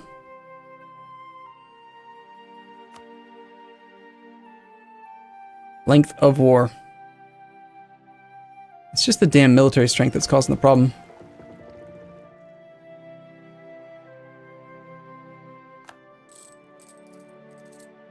Okay, well, I do need to wrap this stream up, so I'm going to put a cut in here.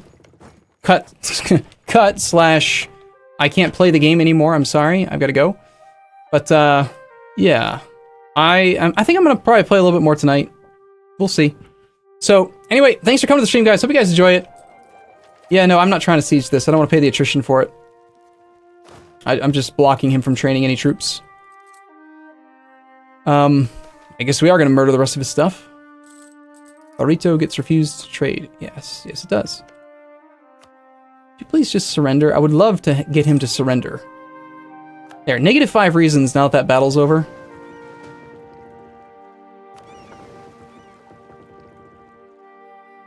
Alright, we're gonna go for like 2 more minutes until he's willing to just give up, because I want to end it on a good note, I think.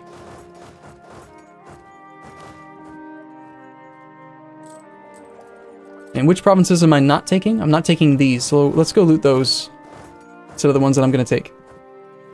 Gonna be a little bit of overextension. We did just get the -10 years of separatism idea, so that's solid. And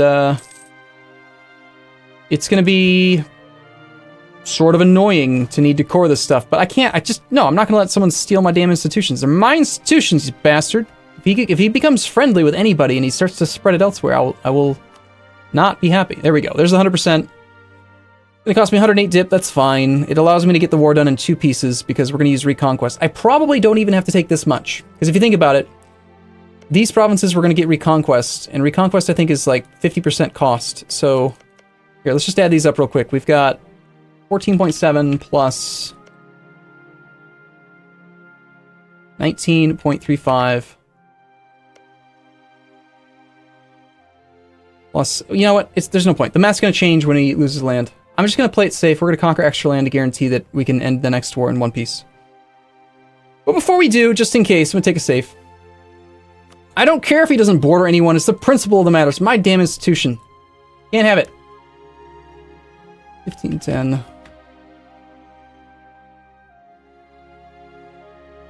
For the record, this war took me 11 months.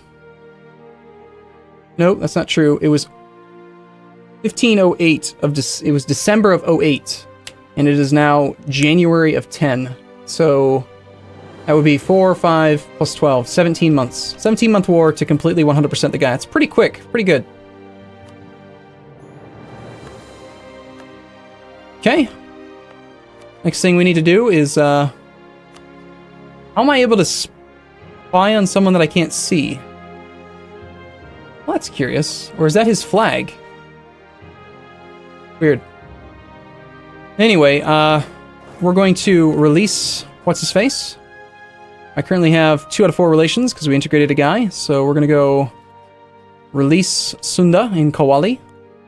Anything that I want to do here? Not really, because he's going to be fine. Do I want him to keep his fort? Yes. I don't think I need to do anything to this province before I give it away. You may have Sunda. They will be Hindu. This is fine with me. And rather than core all this crap, I think I'll just give it to him.